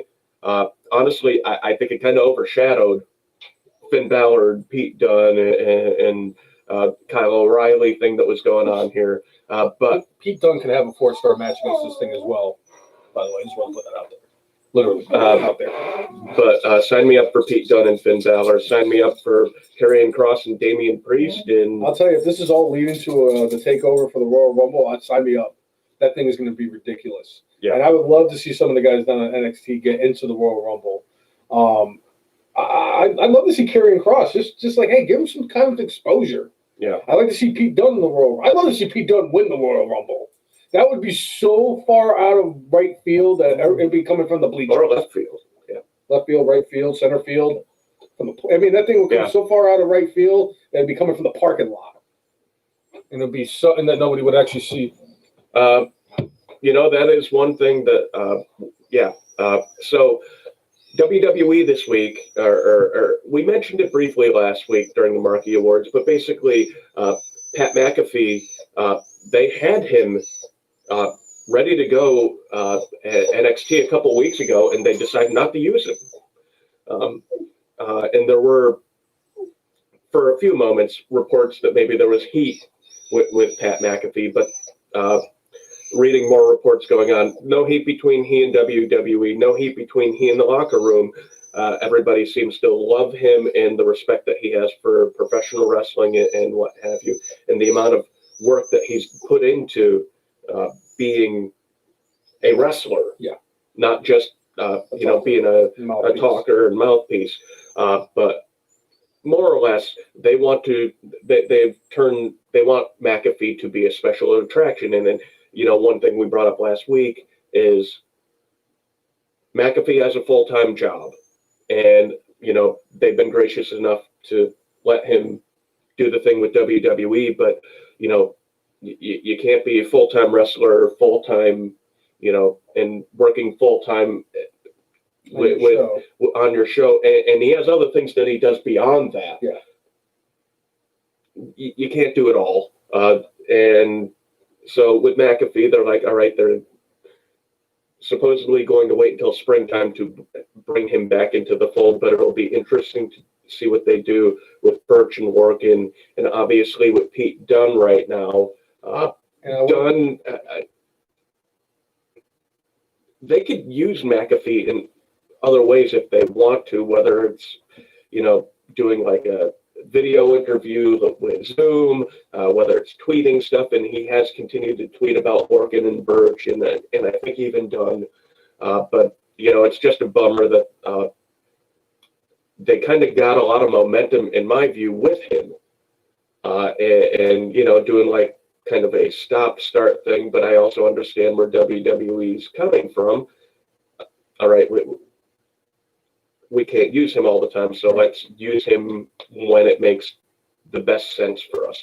And I think they're going to use him, obviously, coming up for when WrestleMania season comes around in a few months. Mm-hmm. Personally, I wouldn't mind if they gave him a spot in the Royal Rumble. I would enjoy that, but I don't think it's going to happen. But I think it will happen at some point in the future. So, yeah. I agree. But there's part of me that really thinks, I'm sorry, I was trying to find the guy's name that got hurt. Remember the dude that they were actually the big former rugby player? Sure. For the life of me, I can't remember his name, because I feel like he's going to be somehow, some way tied into all this. And like, if I didn't look it up, I was going to be probably like halfway across the monitor Merrimack and be like, fuck, that was the guy's name. Sure. Just talk about what's going on. There's part of it for me that I think the reason why Pat McAfee got pulled from television is because CM Punk came out a few weeks ago and said what he said about how the entire locker room should be ashamed of themselves, and a guy like Pat McAfee, not like as a shot at McAfee, but it was kind of like a way to like kind of fire up the troops at NXT. I feel like CM Punk came out and he said that, they should be ashamed of themselves that a guy from outside the industry that hasn't been doing it that long is coming out there and performing better than anybody else in the locker room, and they should all. One thing I'll say is, to be fair, Pat McAfee has been playing heel for several years. His performance at the draft a couple years ago was one of the greatest things I've ever seen, where he called out the Titans. And I'm like, How do you call out the Titans? Ridge Holland. Ridge Holland, that's it. I wouldn't be surprised if that's around the time that Ridge Holland makes his return to NXT, is around the same time that they bring back McAfee, and that Ridge Holland will be the fourth guy. And they'll just bring in McAfee as like a special attraction wrestler, but more so as a mouthpiece for these guys. Because Ridge Holland, that guy's got a fucking look about him like I've never seen. He is a polarizing figure. He's got potential, and I'm curious to see what happens going forward with him. And I think that the only reason, and it's not a terrible thing, that the only reason that Pete Dunne's in for the brand is because of Ridge Holland getting hurt. Right. But you got to deal with the hand that you end up getting dealt. And I think they're making the best of it. Anyway. Yeah. Another thing that they did last night, or not last night, but I'm just kind of playing NXT, is they're definitely building towards another Raquel Gonzalez, Rhea Ripley type of thing. where they're going to have their probably their final blow off. Wouldn't be surprised if Ripley ended up on the main roster afterwards. And Raquel Gonzalez is the one that gets an opportunity at Io Shirai's title.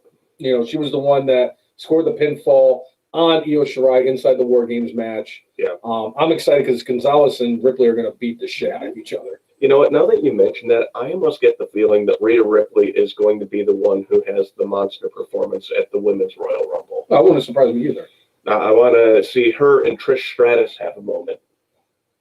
I would be satisfied with that. I'm just going to laugh when the 29th person in that Royal Rumble enters and somehow Rhea Ripley, Bianca Belair, and like Nia Jax all fall out of the ring at like 12 seconds before number 30 comes out, and then they get the time clock and Lana comes out as number 30. I will fucking die. Wasn't it a couple of years ago when Lana had the ankle injury and got beat up? And Becky Lynch was the one that, yeah, because Nia Jax beat up Lana, and yeah, Becky Lynch ended up taking her spot in the Royal Rumble. Yes, that's exactly what it was. So, another what I would say, the Lucha House Party made an appearance on NXT this week, and they went against Legado del Fantasma, and the Lucha House Party went over. Yep. Hey, if sending them to NXT to do something more than make them a joke happens, good for them. But, you know, they've done a pretty decent job with building up that faction. You know, obviously having the cruiserweight champion in the Pablo Escobar, and it was funny. Escobar was on commentary talking about how he, I think he was robbed of match of the year. And good heel stuff. I enjoyed it. But yeah, Lucha House Party. Again, can they rehab them in NXT? We shall see. You know, because I mean, I think it has worked reasonably well for Breezango, despite Nicole's hatred for them. And that's right. Despite Nicole's hatred for Fandango. But Breezango did go against the Grizzled Young Vets, who, you know, I fucking love those guys too. I enjoy the heck out of them. I mean, they were stalwarts on the NXT UK brand, and I think because they brought them over to the States and had a lot of the UK guys brought them over to kind of pump up NXT. So I enjoy that. Storm, Pete Dunne. It's only a matter of time before Walter's in the States, as much as he doesn't want that. Right. All right, and then for the main event, it was actually Johnny Gargano versus Leon Ruff for the North American Championship. Hell of a contest between two of these guys. Obviously, both of them could go. The storyline that they've built around this has been more satisfying than I would have expected when they started. So kudos for them for, you know, making this work. And Leon Ruff has been killing it since he got brought over from Evolve. So he's been doing great stuff. I think that he's got potential to be a star. And he's still rather young. He's only like 25, I think, or 26. Yeah. So, all right. So that was professional wrestling for this week. Unless there's anything else you want to bring up. We touched base on everything. Petey, we touched base on everything. Hold on. I'm sorry. There's one more thing. So at the beginning of every single month, WWE comes out and they announce what's going to be on the schedule for the network going forward. If there's any documentaries that are going to be coming out, if they're going to be like, you know, something for the Royal Rumble because it's January and all that stuff. One of the things that really stood out because Brian Myers, FKA Kurt Hawkins, came out and said, like, he blasted WWE on Monday for the fact that they didn't have that great the right way of sending off Luke Harper and Hoover, and it was like, yes, all they did was show the picture, no 10-bell salute, no video package, no none of that, and he was very upset about the fact that happened. Well, WWE this week announced that as part of their January content for the network is they're going to have the best of Luke Harper on the network in January. So I thought that was a nice touch, and I'm actually looking forward because I'm definitely going to watch that. Yeah, I'm glad that they were embarrassed into doing the right thing. So, as the great Cheech Marin once said in one of the most fantastic movies of all time, better late than never. yeah. Well, let's wrap this up before the dog loses his mind. Too late. So it's time for the good and the bad and the brainless, huh? Yeah. So what was your good for this week? I think you and I are going to be on the same page. So instead of just, as much as I could easily just say the whole episode of Dynamite, I'm going to pick a specific spot, and I'm going to go with MJF getting a kendo stick to the head from Brodie Lee Jr. On Dynamite this week, in the continuing feud of MJF and Brodie Lee Jr. So that's my good. And MJF won't be that old when Brodie Lee Jr. is old enough to wrestle. No, he'll be in his mid-30s. Yeah. I hate to do this. I'm going to give two things that really stood out for me for my good for this week. The first thing is Lance Archer. The fact that he paid homage to Brodie Lee the way he did, dressing up like Luke Harper in his match, I thought that was a nice touch. Jake the Snake looked like shit, by the way. That wasn't mentioned in the podcast. And that was one of the worst clotheslines I've ever seen. But anyway, Tony Khan gets my other good for this week. Just the way that he put that show together as quickly as he did, the fact that it was one of the best, it was definitely the best memorial show and one of the best wrestling shows I've ever seen. The fact that they retired the championship and gave it to Brodie's kid. Just Tony Khan, definitely deserves my good for this week. And it's funny that we've 204 episodes, 4.5 years we've been doing this podcast. Vince McMahon has not won my good once as the owner of WWE. I don't think he's ever won my good in my entire life. And Tony Khan is about a year. That's not true. Without Vince McMahon, there's no Hulk Hogan. No, without Hulk Hogan, there's no Vince McMahon. No, it's both. It's just like without Tom Brady, there's Bill Belichick, and without Bill Belichick, there's no Tom Brady. So Tom Brady doesn't go drafted in 2000 or 1999 without Belichick. Right. And who in the right mind would keep 4 quarterbacks? No one. But they did. Damon Heward was ahead of him. Brock Heward just called a bowl game the other day, too. And then, no, I'm sorry, Brock Heward called the Giants game the other day. Yeah. All right. So what was your bad for this week? My bad for this week is going to be the fact that, at least for 1 week, we got AJ Styles as a face. Even though they've been building him up as a heel, it's like, I know that sometimes with these holiday shows, they kind of play fast and loose with whether you're a good guy or bad guy. The only time they don't is tribute for the troops. If you're a good guy, you win. Yeah. But I don't like when they do this. It kind of, I mean, yes, everybody realizes it's sports entertainment, but, you don't have to be so blatant about it. So I did not like that. I liked their match, did not like what it did for AJ's character. But I know in the long run, Vince is probably like, it doesn't matter. He's still over, and he'll be a dick next week, and it'll be fine. But I agree.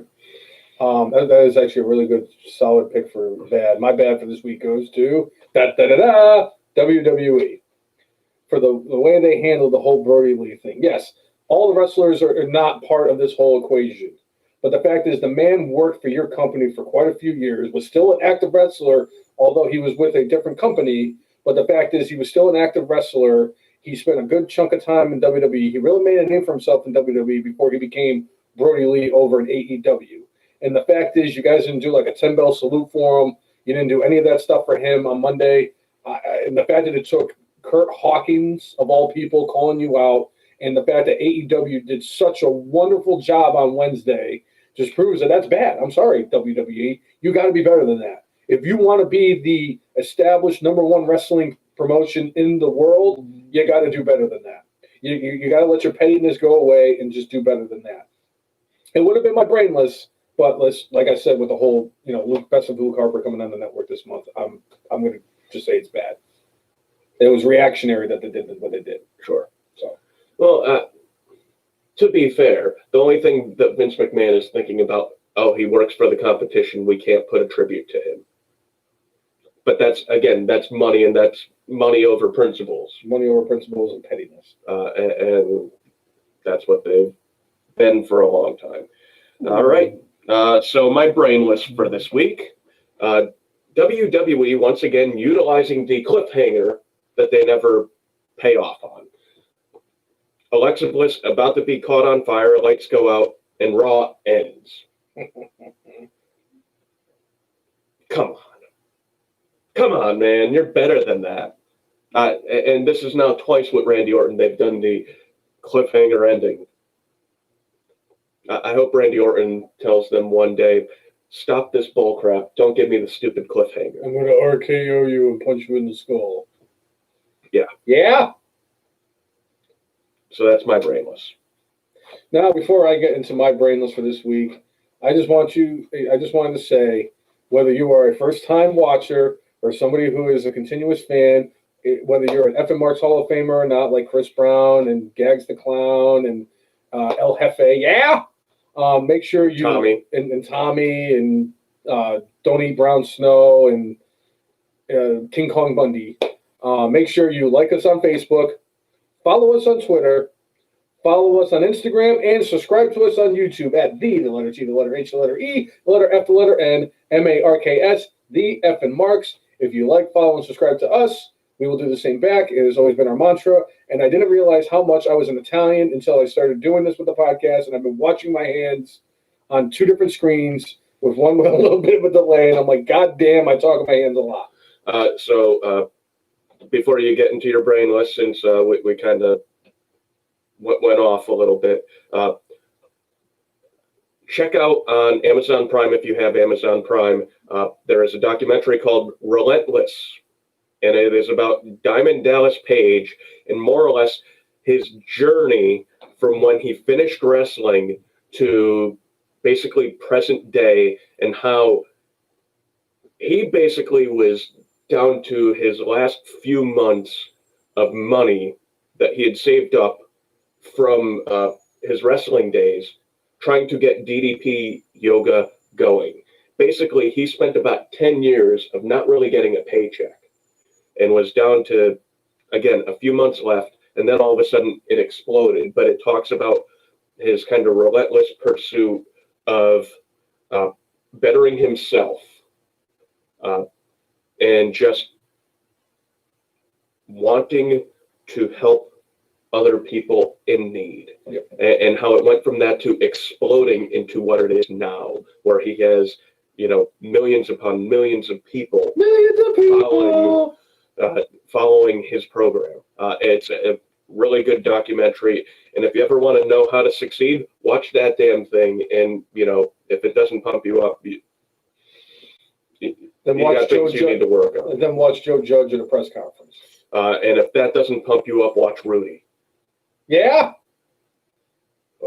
The other thing, and I'll get into my brainless.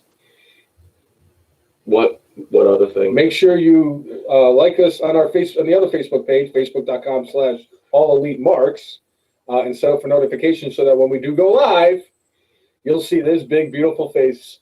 See, you screwed me completely up because we usually do that at the very end. I know, but it was all part of my master plan of. Well, maybe you should tell your co-host your master plan instead of all of a sudden like.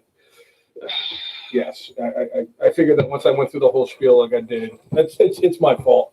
It's poor preparation and being brainless and all that stuff. But speaking of brainless, it's only fitting, and I've said this before because that's not the first time that I've done this, but it definitely won't be the last. You earn the moniker when you earn the moniker. But this week I do deserve the brainless. Okay. Do you know why I deserve the brainless?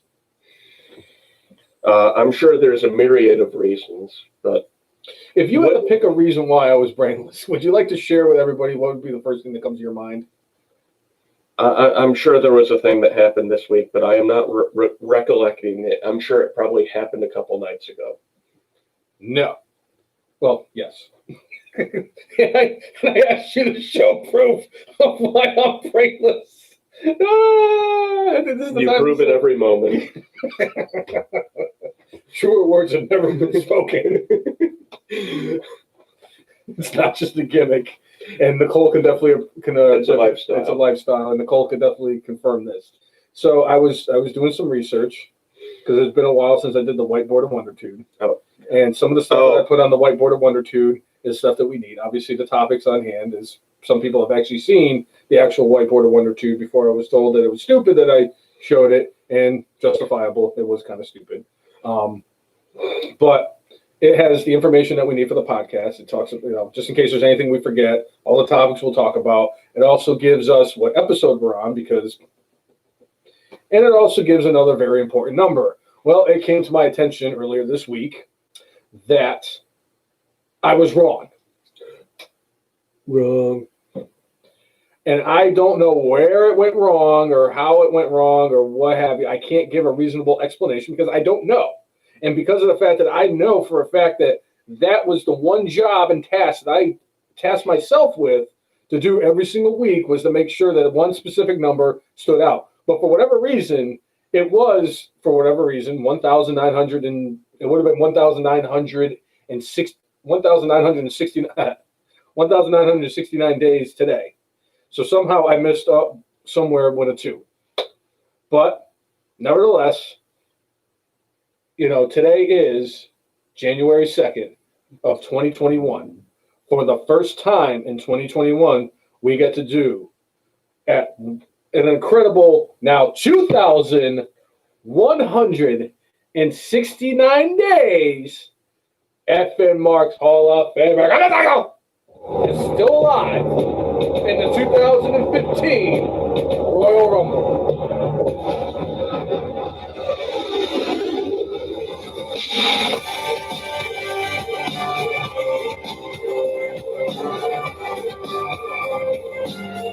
So, in case you guys weren't clear, the brainless one fucked up on how many days Curtis Axel was alive in the Royal Rumble for the last several weeks. It might be for a year that I got this wrong. I don't even know how the hell. And the funny thing is, really quick, I Googled it, like, how long since Curtis Axel was not eliminated in the 2015 Royal Rumble? And I looked at it and went, wait, the number's wrong. So I actually, I went on Siri and I was like, Siri, how many days since I think it was like January 28th. January 25th of 2015, and they showed me again. I went, no, it's not just a gimmick; it's a lifestyle. So, anywho, for episode 204 of the FN Marks podcast, I'm Jay, and I keep proving to you all that I am the brainless one. Make sure you mark out with your guac out. See you, everybody. Yeah. Have a good week. Thanks for tuning in. Yeah. Yeah.